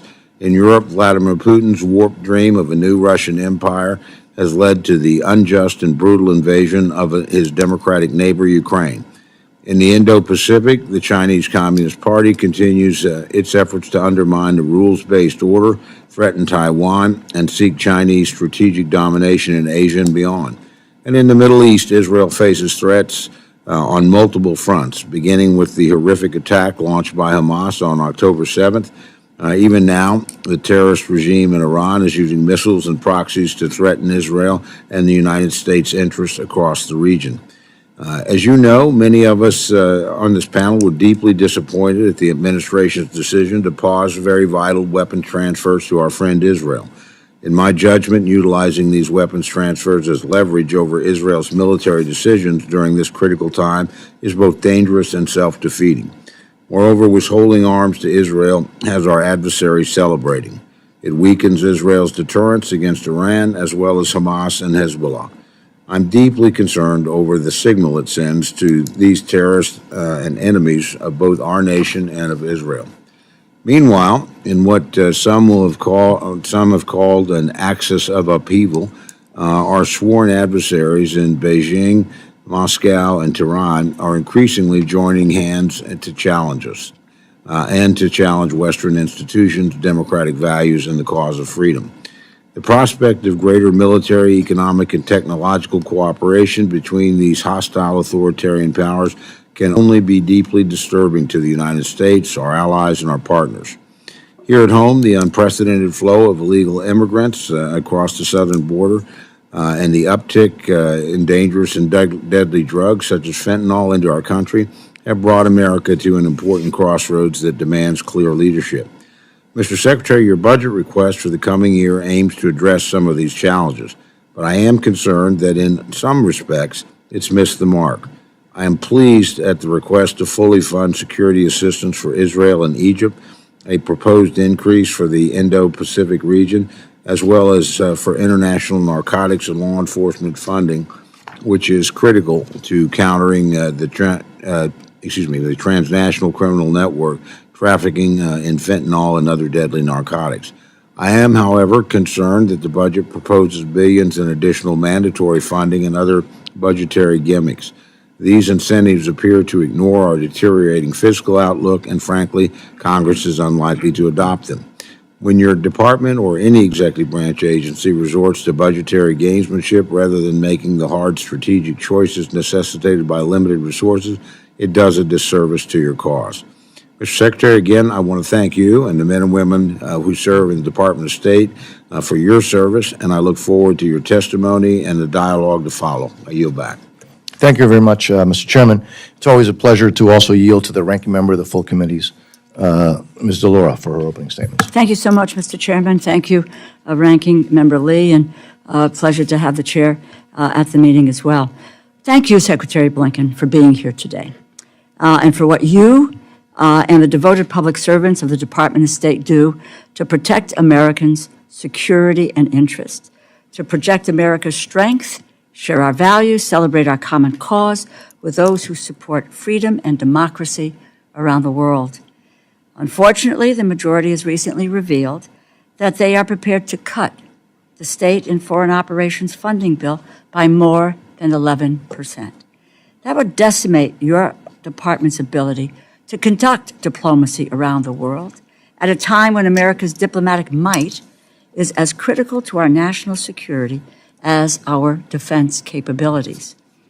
Later in this hearing, I plan to ask you about the damage to our diplomatic capabilities that a $7 billion cut to the State Department's funding bill would bring, and the losses it would entail for State Department personnel, from Foreign Service officers to aid workers. We are at a critical juncture in our history. Wars in Europe and the Middle East have tested our nation's resolve. I was greatly disturbed and still am by the majority's lack of resolve to pass security and humanitarian aid for months while our allies waited. Our adversaries took advantage and humanitarian disasters unfolded. But thankfully, despite the majority's unnecessary delays, we did pass the supplemental security funding.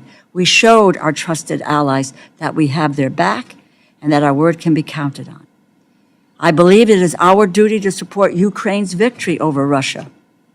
We cannot let Vladimir Putin be successful in his ambition to expand Russia's territory by force. Of course, arms and munitions are not all we are providing Ukraine.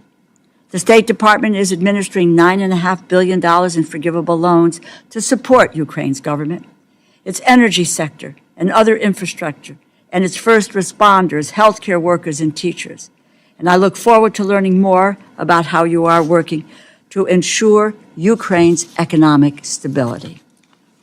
And in the Middle East, while we must support Israel's defense against aggression from Iran and its proxies like Hamas and Hezbollah, the situation in Gaza is increasingly dire. 1.1 million Gazans, half its population, are on the brink of famine due to this conflict.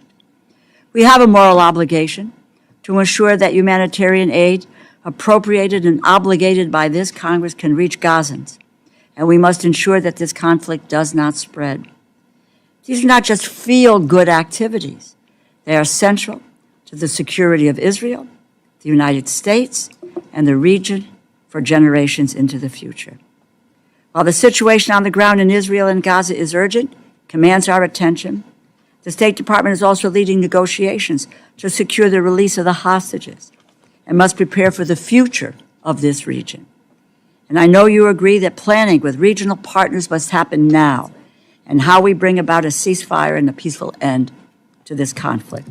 All of this takes resources. And even as these conflicts continue, the State Department is also focused on the growing influence of China throughout the world, as the State Department works to preserve the rules-based international order through diplomacy. Moreover, China is rapidly expanding its military and technological capabilities.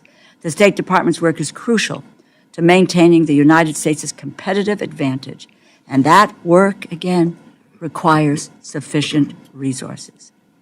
There is a small faction in this Congress that believes that we should put America first by building walls between us and the rest of the world.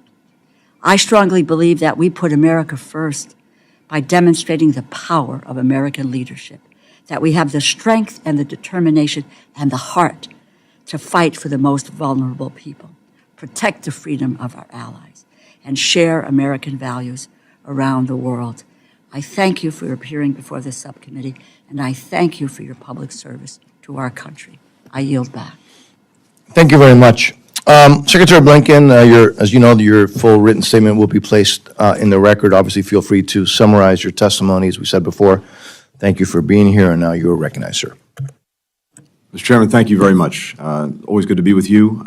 Chairman Cole, thank you for being here this morning. Ranking Member Lee, Ranking Member DeLauro, all of the distinguished members of the subcommittee, thanks for the opportunity this morning to testify before you. And thank you for the partnership that we have had to work to advance American leadership in a world at a time when it is so essential having that leadership in order to deliver on the priorities that actually matter to our people here at home. I think the need for U.S. global leadership and cooperation with allies and partners has never been greater. If we're not engaged, if we're not leading, then we know someone else will, and likely not in a way that advances our interests and values. Or maybe even worse, no one does, and then you're going to have a vacuum that's filled by bad things before it's filled by good things. At the same time, we know that the very nature of the problems that we face, a greater multiplicity and a greater complexity, requires cooperation, coordination, work with allies and partners. That's more imperative than it's been in my time here as well. People's Republic of China is pursuing military, economic, geopolitical preeminence, challenging our vision for a free, open, secure, and prosperous international order. Russia's committing aggression not only against Ukraine, but against the principles at the heart of the United Nations Charter: sovereignty, territorial independence and integrity, independence, which are the very building blocks of global peace and security. In the Middle East, we've been standing with Israel in its efforts to ensure that what happened on October 7th never happens again, as we do everything we can to bring about an end to the terrible human suffering of Palestinians in Gaza and to prevent the conflict from spreading to other fronts. U.S. leadership is needed to address humanitarian crises elsewhere around the world, including in Sudan, Haiti. We've seen millions of people in many other places displaced and killed. We have to focus, and we are, on them. And also to address, as many of you have said, the global issues that no one country can solve alone, whether that's food security, the changing climate, transnational corruption, the fentanyl crisis. Greed and hypocrisy of our democracy have been exposed. Free Palestine to free us all. Mr. Secretary. All liberation struggles are connected. You should be arresting Blinken, not me. You should be arresting Blinken, not me. We will not have disturbances in this committee. Mr. Secretary. Thank you, Mr. Chairman. But with the support of Congress, we can and we are approaching these challenges from a position of strength. Because of the actions we've taken, the United States is stronger economically, militarily, diplomatically than we were a few years ago. We've made historic investments here at home in our competitiveness, in our innovation, in our infrastructure. We've renewed our alliances. We built new ones and secured unprecedented alignment with key partners in Europe and Asia and beyond. We've delivered essential American aid to Ukraine, and we've called the international community to share the burden. For every dollar that we've spent in Ukraine, economic or development assistance, others have collectively invested 3 more. Now, I know there was doubt about whether bipartisan support for Ukraine and other urgent national security priorities could endure, but last month, Congress demonstrated to the world that we will not pull back when you passed President Biden's supplemental funding bill by an overwhelming margin. Our investment abroad does not come at the expense of our strength at home. Far from it. Most of the supplemental is being spent here in the United States, building up our own defense industrial base, supporting thousands of good American jobs. But we need to keep up this momentum. That requires a State Department budget that we fully resource so that we can actually meet the challenges of this moment. The FY25 budget the President's put forward, requesting $58.8 billion to the State Department and USAID, does that in 2 key ways. First, it funds the essential missions of our department and USAID. The budget will ensure that the United States continues to be the partner of choice for countries around the world when they turn to us and look to us to help them solve problems that they're trying to solve, but that are also profoundly in our interest to help solve. In an era of renewed great power competition, we have to present the strongest possible offer, one that is relevant and responsive to countries' needs, and one that advances our security and economic interests. That's why we're requesting, among other things, $2 billion for a new fund to build high-quality, sustainable infrastructure around the world. Crucially, investments like these create jobs for Americans and expand markets for our businesses overseas. We're requesting resources for the World Bank. With $1 billion in U.S. funding, we can unlock another $36 billion in development fund capacity to direct to the top priorities of emerging economies. That's an enormous return on our investment and essential for competing with China around the world. The budget also includes $1.7 billion for international organizations, including the UN, APEC, the Inter-American Development Bank, to help shape them in ways that reflect our interests and our values. We're asking for $500 million to give more people around the world access to secure internet and digital technologies. Doing that will support the U.S. economy through the export of our technology products. It will also help ensure that we and our fellow democracies remain the leaders and standard bearers in key technologies, including artificial intelligence. Our budget includes funding to address global issues that affect the lives and the livelihoods of the American people, as well as people around the world, especially the synthetic drug crisis. It also funds our response to irregular migration, global food insecurity, public health, climate, and energy security. We're also asking Congress to fully fund the State Department's educational and cultural exchange programs. They're one of the best, most cost-effective tools that I've seen for advancing our values and interests around the world. They support the students, the researchers, the young professionals from our communities who study and work abroad. They connect us in the world with the world in powerful human ways. To outcompete our strategic rivals, we need to invest in the foundation of our strength abroad, and that is our diplomatic corps, and that's the second pillar of the budget. Our budget makes a strong investment in expanding our overseas presence, opening posts in the Pacific Islands and the Eastern Caribbean. As was noted, we want to make sure that we are represented at the ambassadorial level and that we have posts everywhere so that we can effectively represent our interests everywhere. We'll also continue our modernization of our diplomacy. We have reorganized the department in ways to make it better fit to address the challenges that we face in this moment. We're working to attract and retain the best talent, again, needed to take on these challenges. We're investing in our people in Washington and overseas with training, with technology, with support. We're promoting greater agility, greater innovation, greater efficiency in our processes. Last year's enacted budget represented a 5% cut from the year before. That challenges our efforts to deliver results that Congress expects and the American people deserve. So I urge you to support this budget, which helps us address the most pressing foreign policy priorities for the coming year and lays the foundation for continued strong American leadership in the years ahead. With that, I'm happy to address any questions. Thank you very much, Mr. Secretary. Members, as usual, I'll call members based on seniority of those present when the hearing was called to order, and alternating between each side. Each member will have 5 minutes for questions and responses, and I anticipate that we should have enough time for 2 rounds of questions. Mr. Secretary, I will start in the Western Hemisphere. Just ask you, you're aware, right, that in Cuba, the FBI's top 10 most wanted terrorist, Joan Chesimard, is harbored, right, by the regime. Mm-hmm. You're aware of that? Yes. You're aware that bombmaker William Morales of the FALN, responsible for the murder of 4 Americans, injuring 50 in New York, is also harbored by the regime in Cuba. Mm-hmm. You're aware as well that the ELN and FARC terrorists are harbored there? Mm-hmm. Yes. You're aware that the regime did not cooperate in the investigation regarding the so-called anomalous health incidents, the sonic health attacks against U.S. personnel. Mm-hmm. You're aware of that, right? You're aware that the Cuban dictatorship has a very extensive espionage network. The most recent case that was very public was the State Department's Victor Manuel Rocha, who pled guilty of spying for decades on Cuba's behalf. And you're aware of that, I'm assuming, as well, Mr. Mm-hmm. Secretary. You're aware that the Cuban regime recently signed a military agreement with Belarus to train Cuban nationals, and then Cuban nationals are traveling to Russia to fight, for Russia against Ukraine, correct, sir? Mm-hmm. Okay, well then, this is what caught me not by surprise, but as you know, the State Department failed to designate Cuba as a not fully cooperating country when it comes to terrorism.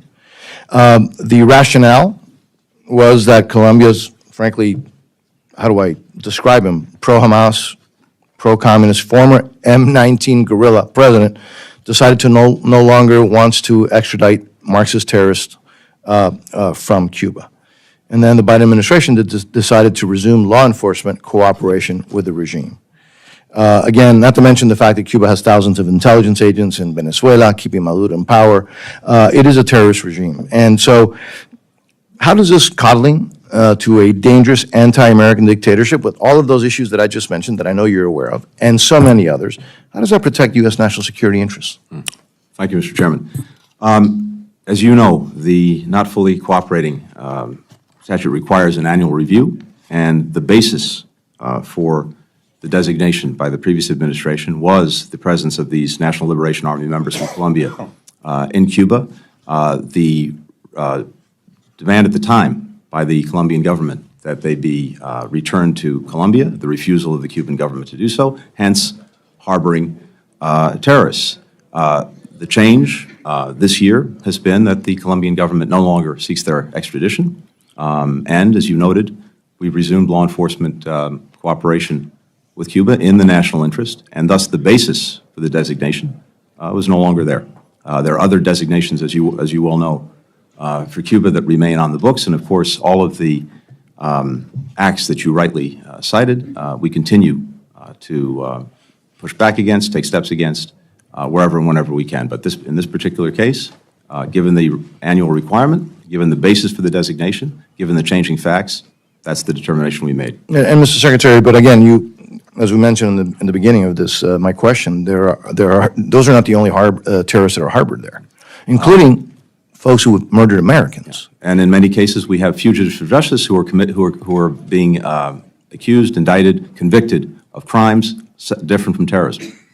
Absolutely, absolutely. So again, I just found it hard to understand that the fact that a country decided to not ask for a group of terrorists to be sent back doesn't change the fact that there are other terrorists that are there, including ones who have killed Americans, who, by the way, the regime has refused to send back to the United States, for God's sake. But anyways, again, we'll continue that the conversation, because I'm frankly taken back by that aspect. I am going to keep to the clock. I'm going to ask the rest of you to do the same. So with that, let me recognize the distinguished ranking member of the subcommittee, Ms. Lee. Thank you very much, Mr. Chairman.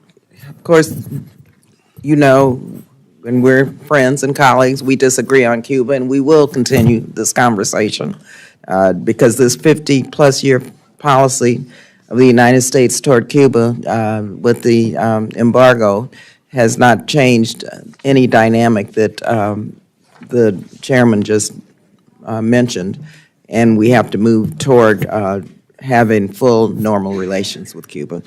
Mr. Secretary, I know that you said this in your statement, believe in diversity, equity, inclusion, accessibility. And I also know you're still struggling with a workforce that is still less diverse than the labor force, and it gets wider and more male at each rank of seniority. Culture change is hard. It takes time, but we also need urgently to see progress because the world won't wait for us to catch up. So how and what role does DEIA play in achieving this strategy? What metrics, quantifiable metrics, will you cite for your leadership tenure as evidence of success? And what do you think are the obstacles to the success, and how can we help you and your team overcome them? Because as I travel the continent of Africa, for example, and in the Caribbean, I still don't see the diversity that this country should be presenting in our foreign service. Well, thank you very much, and thank you for your leadership on this issue. And let me just be clear at the outset why I think this is so important. To have a department that better reflects the people we represent. It's important because it's the right thing to do, but it's also important because it's the smart and necessary thing to do for our foreign policy and for our interests. We are operating in an extraordinarily diverse world. The greatest strength we bring to our ability to operate in that world and advance our interests is our own diversity. And if we are holding back, denying ourselves the talents of people from different backgrounds, different perspectives, different experiences, who have ways of engaging with the world that can make a real difference and help us solve problems by bringing these different perspectives to bear in our own policymaking, we're simply shortchanging ourselves. So it's imperative in my judgment that we continue to build a department that fully reflects our diversity. It is our strength around the world, and we've been working to do that. As you know, very early in my tenure, I appointed the first Chief Diversity and Inclusion Officer for the department. We now have the second one who's taken over, Zakiya Carr-Johnson, who's hit the ground running. Our first Chief Diversity and Inclusion Officer, and that office produced the DEAI strategic plan very early on, input from employees all over the world. We finalized that plan. We set out 215 objectives in it, and I can tell you that as of this moment, about 58%, or 125 of those objectives, have actually been met, and we're working to complete the others. I believe we've shared that plan with you, but we can go over exactly where we are. We have DEIA as a function now of performance evaluations to make sure that people are focused on that as part of their responsibilities as they seek to advance in the department. I'd note, and I thank Congress for this, for the first time, we were able to get paid internships at the department. And that is a wonderful tool for opening the socioeconomic aperture to make sure, again, that we have a department that's better reflective of the country. And that includes making sure that we have people from communities all over the country, rural as well as urban, who are able to try out the department through an internship and then decide whether they want to pursue a career there. We have a quantitative baseline for the first time. In January of '24, we published the third year of demographic data in a public dashboard that's available to everyone. And the dashboard provides a detailed snapshot of every bureau, broken out by race, by ethnicity, by gender, by disability status, by grade, by rank, by a place of origin in our country. That will allow us, I think, to see clear trend lines over the next decade. And in terms of senior leadership selection, we have at the Deputy Assistant Secretary level and above, we've added new transparency to the process with clear criteria so that people can be clearly evaluated on the merits. Now, to your point, all of this takes time, and it's not Yeah, flipping but light Mr. Secretary, switches. just very quickly, it takes time, but not 5 years, 10 years. We need to look, and you all need to look at new ways of breaking down these systemic barriers, because from what I've seen, first of all, retention is a problem. Yep. The cultural issues. That's an important point. Can I just say on that? You're exactly right, because it's one thing to recruit people and bring them in, it's another thing to retain them. One of the things we've done is we've established a retention unit to try to understand why it is that people across the department may be leaving well before their time, and why, in particular, underrepresented groups may be leaving at a higher level. And that work is ongoing. We're learning a lot from that retention unit. Thank you. Thank you. Thank you. Now we will recognize the full committee chairman, Mr. Cole. Thank you very much, Mr. Chairman. Mr. Secretary, as you know, the People's Republic of China has repeatedly used economic coercion against the United States, our allies, and frankly, non-aligned countries as well. Quite often trying to extract a political advantage or trap a country in a debt trap, literally, in order to have influence over its behavior. That runs very much counter, obviously, to a rules-based international order. So I'm wondering what you and the department are doing to counter those kinds of activities, and frankly, do you have the tools that you need? I know my colleague, Mr. Meeks, and I, along with Young Kim and Amy Barrow of the Foreign Relations Committee, actually have legislation to try and give you more tools to deal with that. So could you tell us how serious you view the problem, and what weapons you have and are using, and what weapons you might need? Yes, thank you very much, Mr. Chairman. I think it's an important question and one we're very focused on. I'd say two things quickly about that. One is we want to make sure that wherever we can, we can create a better alternative for countries as they're looking at investment, because the main way that China exercises this coercion is, of course, by getting the leverage that comes through investments, including through Belt and Road. So we have done a tremendous amount of work putting together all of the resources and tools in our government, working with allies and partners through the PGI that the President established at the G7, Mineral Securities Partnership, and other things, to be able to effectively channel investment in places where it matters so that we can effectively compete. For us, of course, the secret sauce is the private sector. We're never going to match, and we shouldn't match China dollar for dollar when it comes to state investment. Our job is to be a catalyst of supporter for private sector investment. And as we do that, I think there's no question that most countries would prefer to work with us. However, the other side of this is when you see, exactly as you said, examples of coercion being exercised, using economic leverage that China has to get countries to do things that it wants geopolitically. A good example of that was Lithuania a few years ago. When Lithuania took steps in terms of its relationship with Taiwan that China didn't like, China tried to squeeze Lithuania. We came in, we worked with XM to generate about $600 million in financing as an alternative to the money that Beijing was pulling out or threatening to pull out.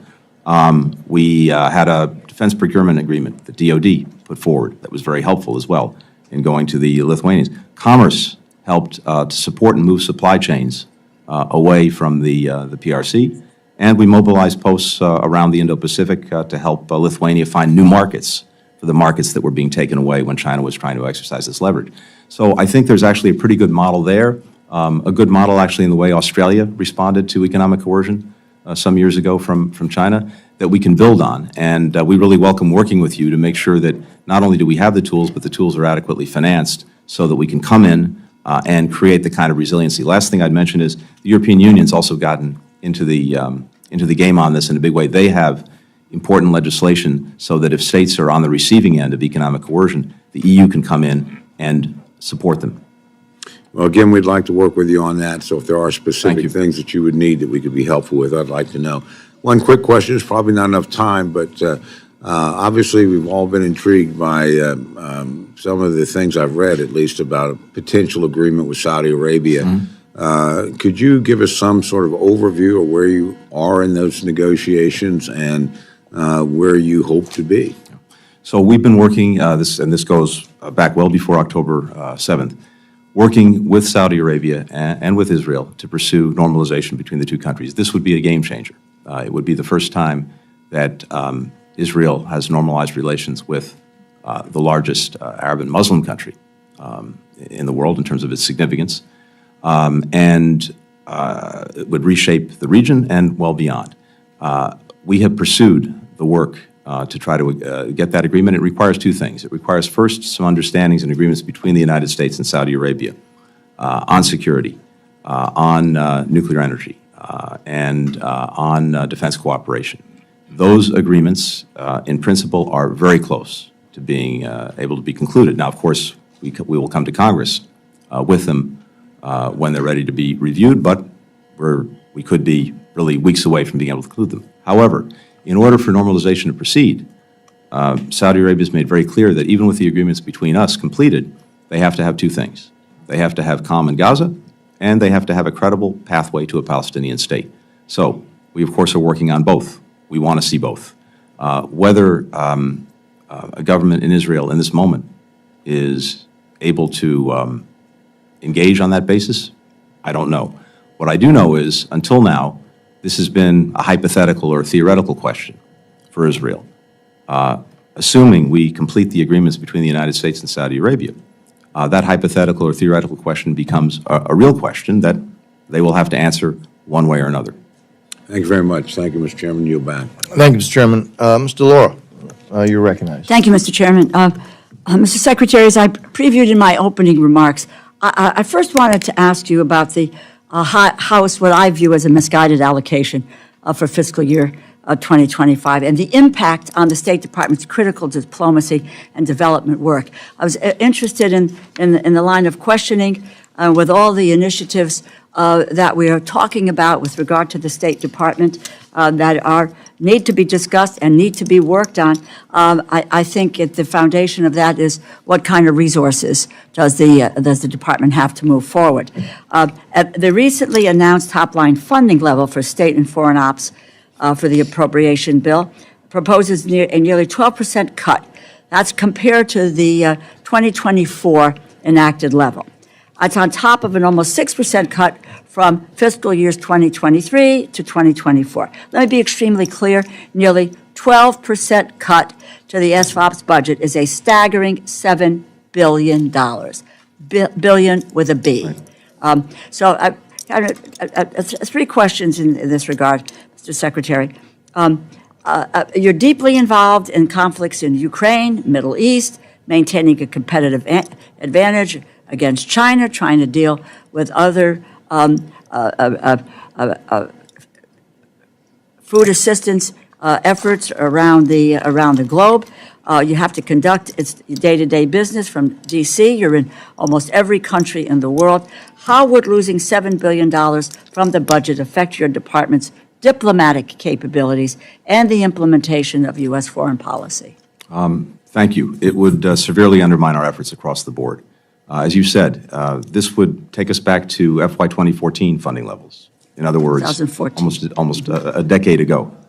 And in terms of our hiring, in terms of our support for our diplomats, for our locally engaged staff, which is 2/3 of our employee base, in terms of our operations, in terms of our programs, this would have I don't want to exaggerate by saying devastating, but close to that impact on what we're able to do to actually advance the interests of the American people.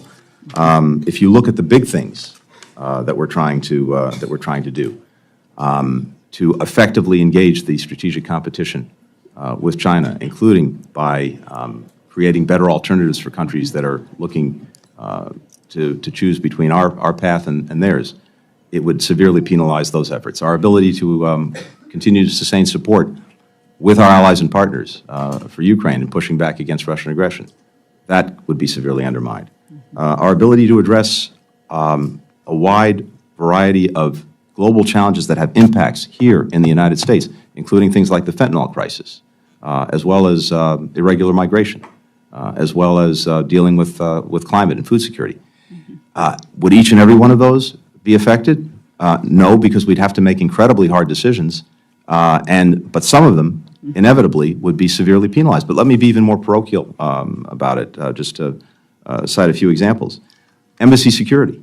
We're trying to have more embassies in more places to make sure that we're fully represented. We want to open new embassies in the Pacific Islands, in the Caribbean. We need to secure those embassies. We would have trouble sustaining the current security levels for our existing embassies if we had these cuts. And then if you insulated those security programs, well, then of course the cuts would have to be felt elsewhere. Our ability to expand our diplomatic presence would probably be cut. The exchange programs that so many in Congress I know support and appreciate would face significant cuts. We'd probably have something like 600 or 700 fewer IVLP participants, curtailing one of our most valuable tools to connect with people around the world. IDLP. This is the International Visitors Leadership Program. I'm sorry. Thank you. We would have, I think, we want to open new passport offices in this country, in different places, to respond to what has been historic demand. We would not be able to do that. I can go down the list, and we'll obviously provide this list to Congress in the interest of time. I won't do it now. But both in terms of the big muscle movements that we need to make and very specific things that we want to sustain or grow for the American people, we would be severely penalized. So we're looking at a loss of personnel, of frontline critical personnel, and thereby, just hurting our ability to pursue our own That's correct. interests. And the number of priorities that would have to be put on a back burner. And if you can, Mr. Secretary, I know how busy you are, and thereby your staff is busy, but I think it would be very, very helpful if this committee could understand what this $7 billion cut, what is the consequences? I'm not looking for percentages, I'm not looking for numbers, but the actual consequences on American foreign policy, our diplomacy, our stature in world leadership. We'd be happy to provide that to you. Thank you. I yield back. And thank the ranking member. This subcommittee has amazing members, but I'll tell you what, for me, it's always a special honor to be able to recognize not only the Chairman Emeritus, the former Chairman of the subcommittee, but the Dean of the House, Mr. Rogers. Thank you, Mr. Chairman, and thank you for arranging this hearing with the Secretary and running it. And Ms. Secretary, we're delighted to see you. We thank you for your service. We pray for your safety. Fentanyl overdose is now the #1 killer of adults ages 18 to 45, destroying families, ruining lives. We've got to find a way to stop it. We know China and the Mexican cartels are the primary drivers of the problem. The Chinese ship the precursor chemicals to the Mexican cartels, who are then producing the pills and trafficking them through our borders. It seems that despite Beijing enacting new laws in 2019 to outlaw the export of fentanyl and its precursors, these efforts have not actually been enforced. Has China taken any sort of meaningful action to try to stop the export of these deadly drugs? Thank you, Mr. Chairman. It's very good to see you here as well. And two things. First, I wholeheartedly agree with you on the urgency, the priority that we have to place and we are placing on synthetic opioids and fentanyl. We see it devastating community after community in this country. 40% of Americans know someone who died of an opioid overdose. And as you point out, it's the #1 killer of Americans age 18 to 49. It has a domestic component, and the President has put more money into dealing with the domestic side of this in terms of prevention, in terms of treatment, in terms of recovery, in terms of public awareness than ever, and that money is getting to the communities that need it. I've seen it firsthand in Denver and Tucson and other places I visited.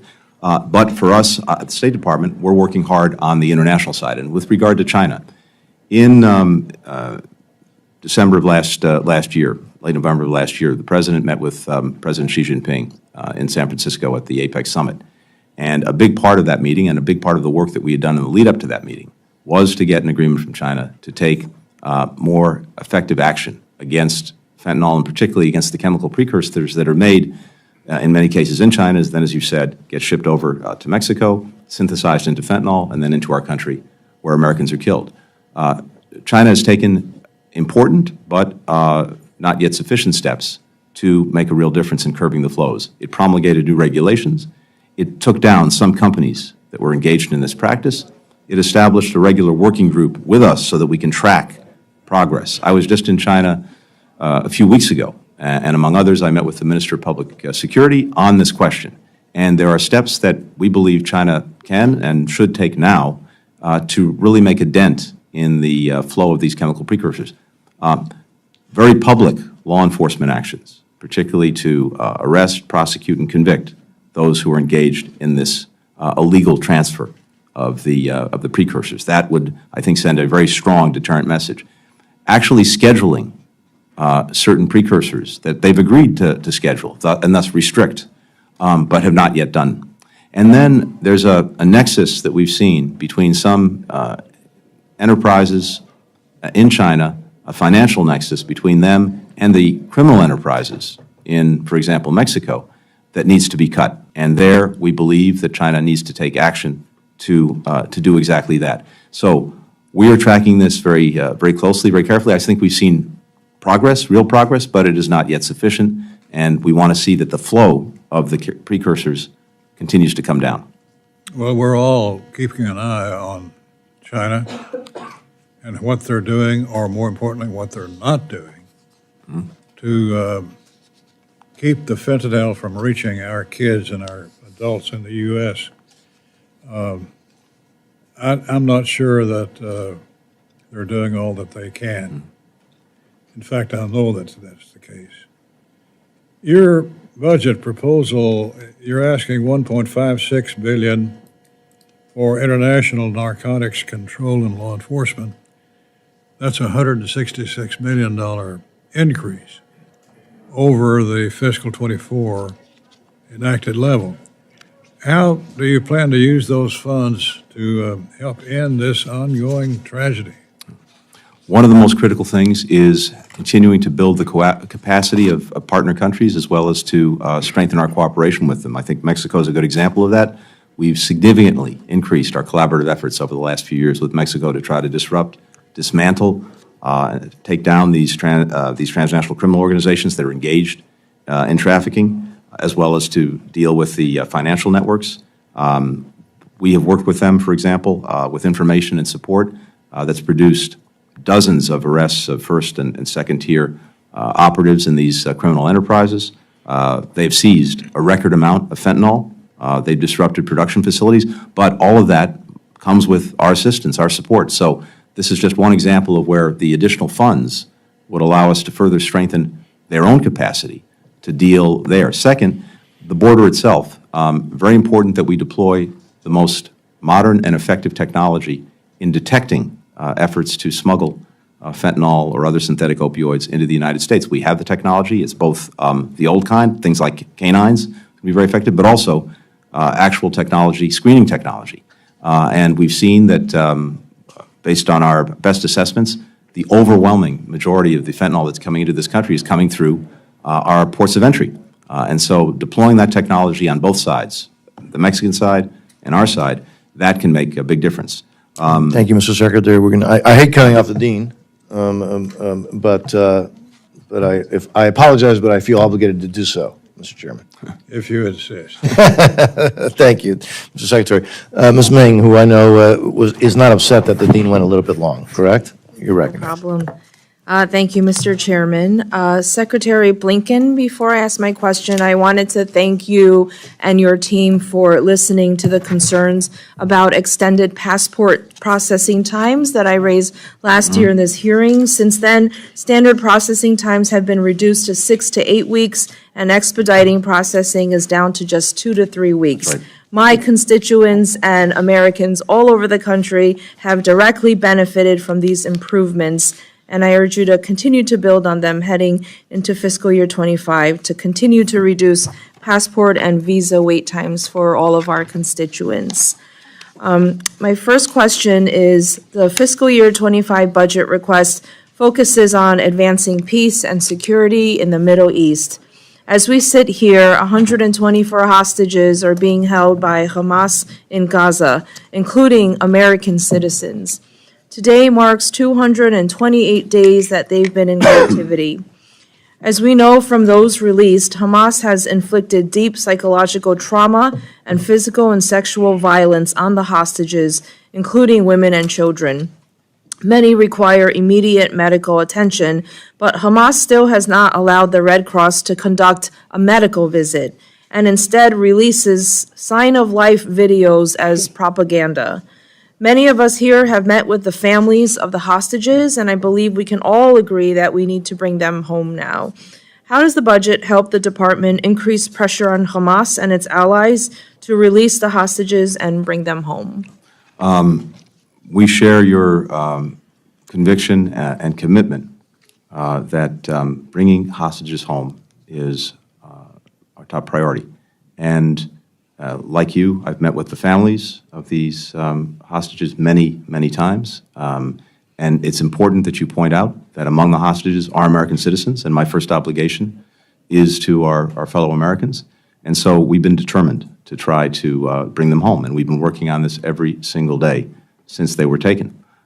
You're right as well that the International Committee of the Red Cross has not been able to get in to see them. This is something we've also worked on.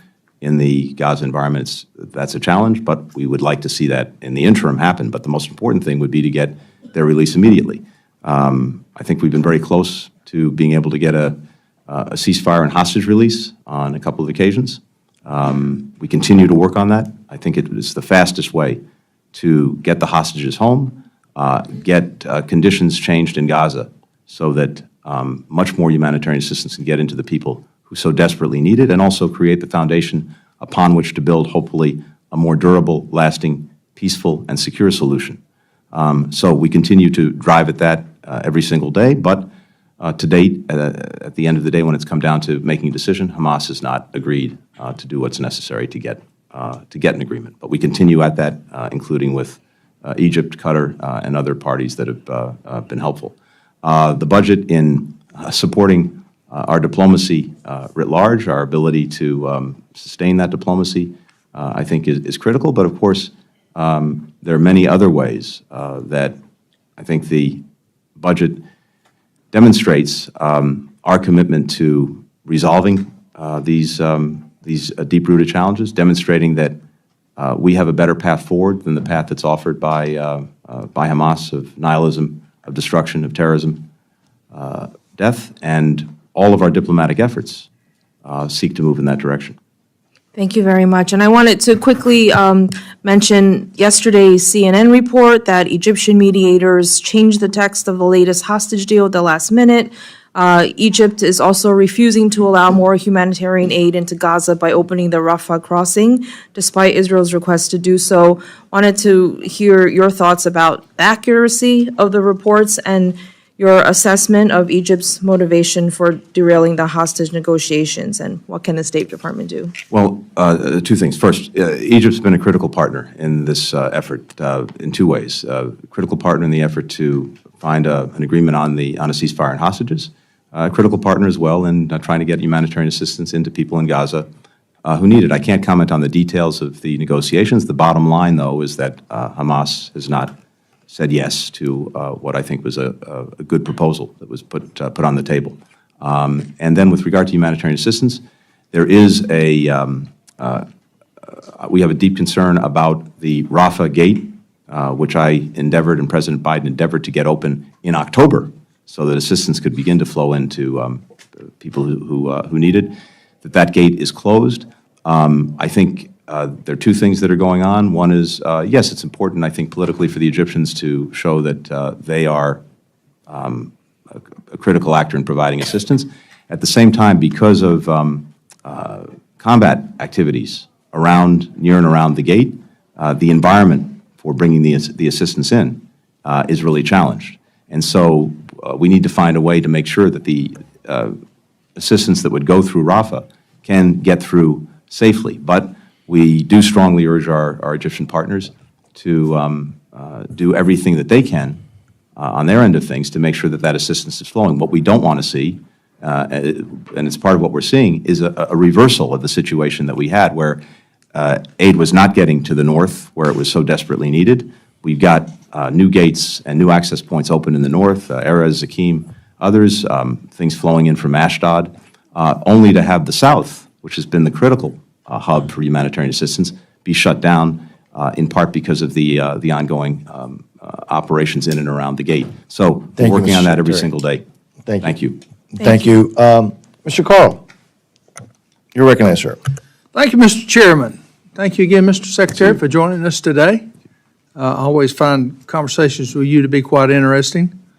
Last time, when you appeared before us, this committee, which was last year, obviously, we discussed President Lopez Obrador's military invasion of the Vulcan Material Company's port in the property of Mexico, and we had quite an extensive conversation. I talked about my trip into Mexico, into Central America, trying to understand what's going on there. And of course, things have not changed much. But as you know, the military has since left after taking it by military force. And the president has continued to harass Vulcan and is actively threatening to steal the company's land to access that port. It's a deep water port that Vulcan actually built. They spent their own money, $1 billion worth of investments to build that port. And now Mexico's just going to take it. It is the image that we're given here.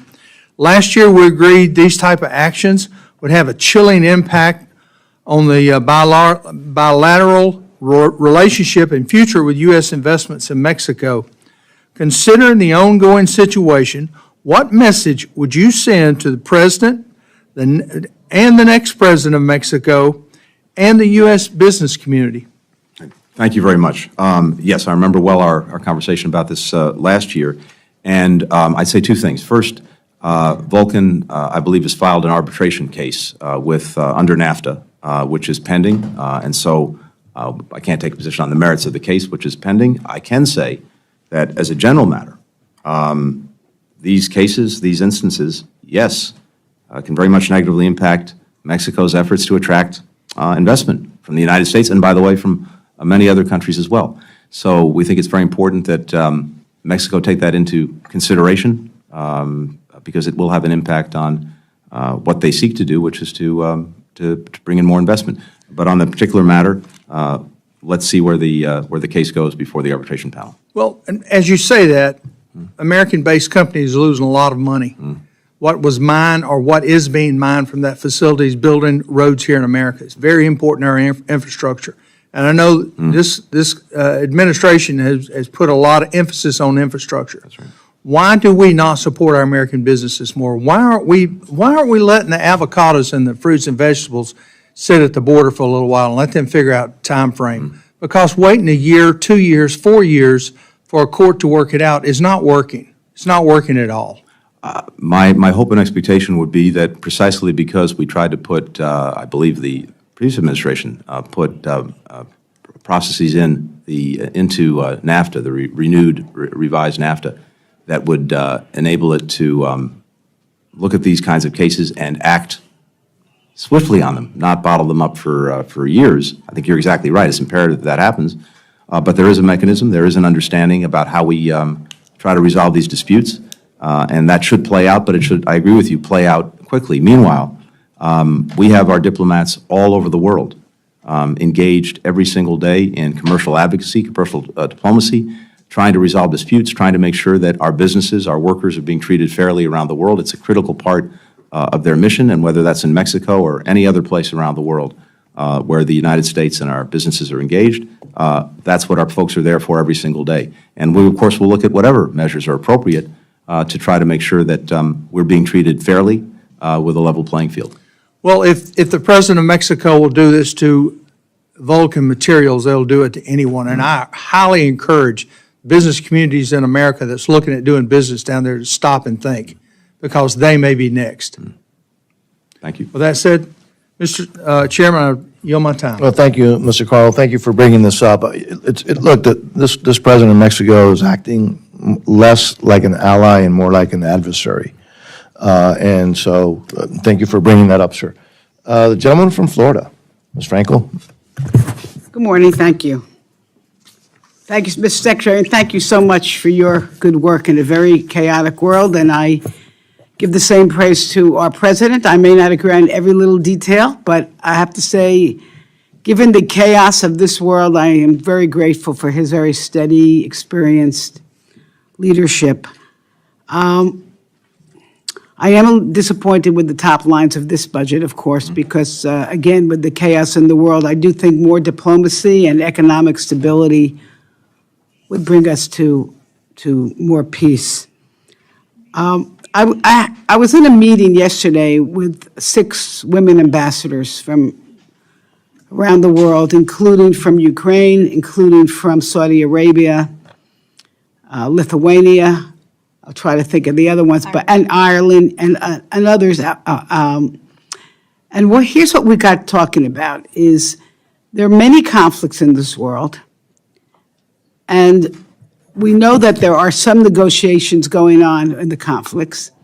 And to our dismay, in talking to these ambassadors, what they were relating to us is there are very few, if no women, at the negotiating table. The ambassador from Saudi Arabia told me she's been the only woman at the table. And, number one, we know research shows that when women are part of the negotiations for peace, much likely that a treaty will last longer. But number two, we do bring a very different perspective. And so what I would like to hear from you is, what are the various conflicts around the world that we're actually participating in peace negotiations, and where are the women? Thank you. First of all, I agree with the premise of the question or the statement, which is when we have women involved in matters of peace and security, we get better results. And I think we need to see and do more of that. And as you know, we have a Women, Peace and Security initiative to try to ensure that. But if you look around at the conflicts that we're working every single day to resolve, to bring to an end, particularly many, alas, in Africa, whether it's in Sudan, whether it's the DRC and Rwanda and the Eastern Congo, whether it's challenges in Ethiopia, well, our Assistant Secretary of State for Africa, Molly Fee, is leading many of our efforts in those situations. We have a number of senior diplomats who are engaged around the world every day in trying to bring conflicts to an end. And I could go down the list, and I'm sure that you would find women who are critical leaders in those efforts. But again, I think the initiatives that we have to make sure that there is greater participation, engagement, involvement from women in dealing with these challenges, that's very much part of what we're doing. We have a strategy. We have an update that is being sent forward. Actually, we sent forward last year on that, and it reaffirms our commitment to elevate women's meaningful participation and protection on the other side of things as critical elements of our foreign policy and conflict prevention and conflict resolution. Okay, well, let me and I know there's so many stressors, but I want to respectfully suggest that the State Department and the administration make more efforts to get the women at the table. I mean, it's really embarrassing or disappointing, I would say, when we heard that incidentally, the ambassador of Saudi Arabia did recount to us almost exactly what you told us this morning about the negotiations. So hopefully you're all on the same page there. But it was very disappointing when she tells us that when you're all sitting down to talk, she was the only woman in the room. That's should be a non-starter. So we're going to urge you to do better with that. We're going to have another round, is that right? Yeah, so yes. I want to talk about a film I saw last night called Screams of Silence, it's about the sexual violence committed by Hamas. I will say this, the last time I almost ran out of a movie, it was one of these horror movies but this was those things are make-believe when but this was real. What I saw and heard last night was so horrifying, really, I could barely sit in my seat. And we didn't even see the pictures. We just saw the interviews. I'm going to talk more about that, Mr. Chair, when we do the second round. Well, thank you. Thank you so much. Mr. LaTurner. Thank you, Mr. You're recognized, sir. Thank you. Thank you for being here today, Secretary Blinken. I'm sure you're aware of the growing problem throughout Southeast Asia of scam compounds, often run by Chinese organized crime groups that are targeting more and more Americans every year. These fraud factories, which are increasingly prevalent in Burma, Cambodia, Thailand, can contain thousands of individuals who are trafficked, held against their will inside these compounds, and then forced to help perpetrate online scams referred to as butchering, where they develop a relationship with their victim and then push them into investing in fraudulent cryptocurrency apps or platforms. A recent estimate found that global losses from this type of activity have exceeded $64 billion. Can you share what the State Department is doing to combat not just this ongoing fraud, but also the human trafficking that contributes to it? Thank you, and thank you for putting a spotlight on that, because it's something that is of deep concern to us. We have a comprehensive whole-of-government effort to combat trafficking persons and to combat different manifestations of that, including these scam factories. Literally, and this is something that the State Department helps lead, we have every relevant department in the government coming together, using its resources and doing it in a coordinated way to combat trafficking and to combat these different manifestations of it. And there are significant resources that go into that. There is a very significant effort to help countries develop the capacity themselves to push back against trafficking, to bring traffickers to justice, to help the victims of trafficking. And so building their capacity is critical. Law enforcement collaboration and cooperation is vital to this. Sharing information, of course, we have an annual trafficking in persons report that we put out that looks at countries, country by country, to see what they're doing or not doing, and what more needs to be done to get at the heart of this. But there's a very significant effort underway to deal with that. Are you seeing the needle move on this particular issue? We see it move in individual countries. I think, it's there are a number of countries, and the report makes this clear, where we've seen genuine, effective progress. There are other countries where we've seen backsliding or no progress, and the report lays all of this out. Right. Recently, Amnesty International in Nigeria stated that over 1,300 people have been killed just in Plateau State alone since December, when the horrible Christmas massacres killed over 200 people, mostly Christians. The U.S. Commission on International Religious Freedom, in its recently released annual report, noted a study saying over 8,000 Christians have been targeted and murdered for their faith in Nigeria, most of them in the North and Middle Belt. These targeted killings have been increasing year over year, and especially now at such an alarming rate that it's hard to see how these militants are not operating with some degree of impunity. Secretary Blinken, since you removed Nigeria from the country of particular concern list in 2021, the USCIRF has recommended Nigeria be placed back on the list, and every year since, and has condemned its removal. The USCIRF has affirmed that government toleration of egregious, systematic, and ongoing violations of religious freedom is the standard for CPC status, and they make it very clear that Nigeria meets at least that standard. Given the horrendous targeted violence in the country that is at least in significant part motivated by religious factors, given these factors, why has the State Department for every year failed to follow the USCIRF's recommendations regarding a CPC designation? First, let me say this. For us, defending religious freedom around the world is a foreign policy priority. And we are leveraging the global footprint that we have, our presence around the world that we want to sustain, to focus on cases of concern, to push back against repressive, discriminatory laws, policies, and practices.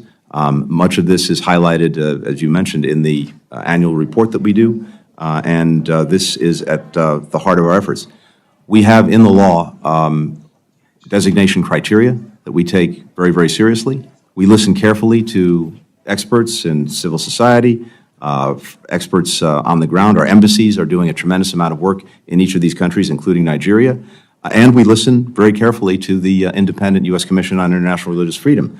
But they're wrong, they're wrong in this case. So in this case, and I think we have a different perspective in this particular case about whether, there's no doubt, it is clear that people of Christian faith in Nigeria have been on the receiving end of terrible abuses, oppression. But whether that is because of their religion or because they're part of a particular ethnic group in a particular region, that's a different question.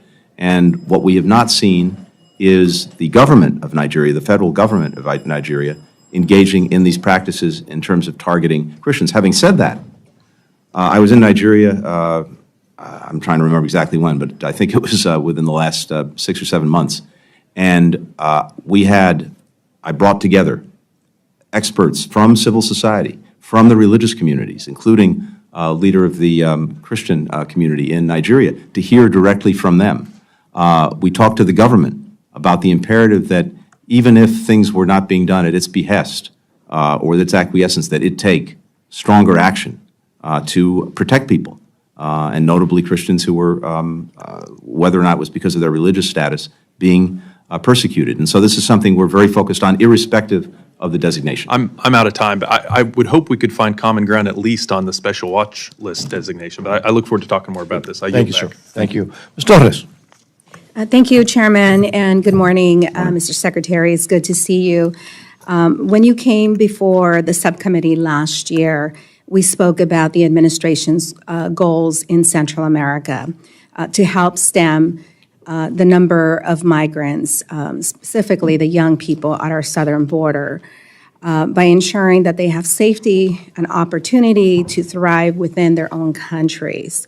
Since that hearing, I'm very happy to see the steps that you have taken in the Northern Triangle, including progress on diplomatic appointments, as well as publicly naming corrupt and undemocratic actors. I want to encourage you to continue to work with U.S. Treasury to not only remove their visas, but freeze their assets so that we can make some real change in the region for those young people to be able to see a future that includes democracy and improve their lives in the region. Guatemala, in particular, faced a coup attempt last year, and now a step toward building an independent judiciary. The appointment process for many key judicial posts this year. Mr. Secretary, we must prioritize those governments who are our true partners, committed to democracy and investing in their own people to help build a better future for all of the Americas. Mr. Secretary, you have asked this committee for increased funding for the Western Hemisphere. It's a tough request, given, from my point of view, that we continue to see Russia continuing to run a mine in El Estor. Right now, there are hundreds of military and police officers that are seeking to once again commit brutal crimes against 29 families that remain there. 29 families of the families that were burnt out of their community. Most of them are indigenous people. These are the young people that we see at our southern border. The last time they unleashed violence on this group, they utilized our own military equipment, JA Jeeps, that I had specifically requested that we remove from the region. So how will this funding be used responsibly to address the root cause of migration from Central America and continue to support the young people, but not continue to support old regimes like Giammattei, like Jimmy Morales, the past ghosts of violence, and give this new administration an opportunity to thrive and make the change that is necessary. Thank you very much. As it happens, I was in Guatemala just a few weeks ago. Thank you for that. And had a very good visit there. I'm impressed by the work that President Rebelo and his administration are doing, and it's something that we strongly support and will continue to do. Second, I think we've seen when it comes to tackling root causes, because primarily, not exclusively, drivers of irregular migration, which is at historic levels around the world, and of course in our own hemisphere as well, one of the main drivers is a lack of basic economic opportunity. And if people can't put food on the table for their kids to eat, they will do anything and go anywhere to try to make sure that they can do that. I don't know about y'all, but I love my mayor. Oh, wow.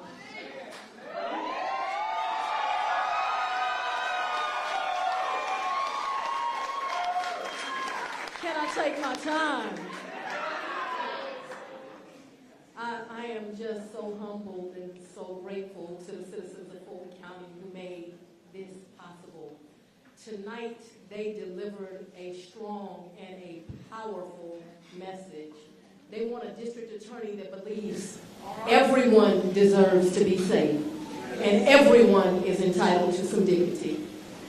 And it's a message that's pissing folks off, but there is no one above the law in this country, nor is there anyone beneath it.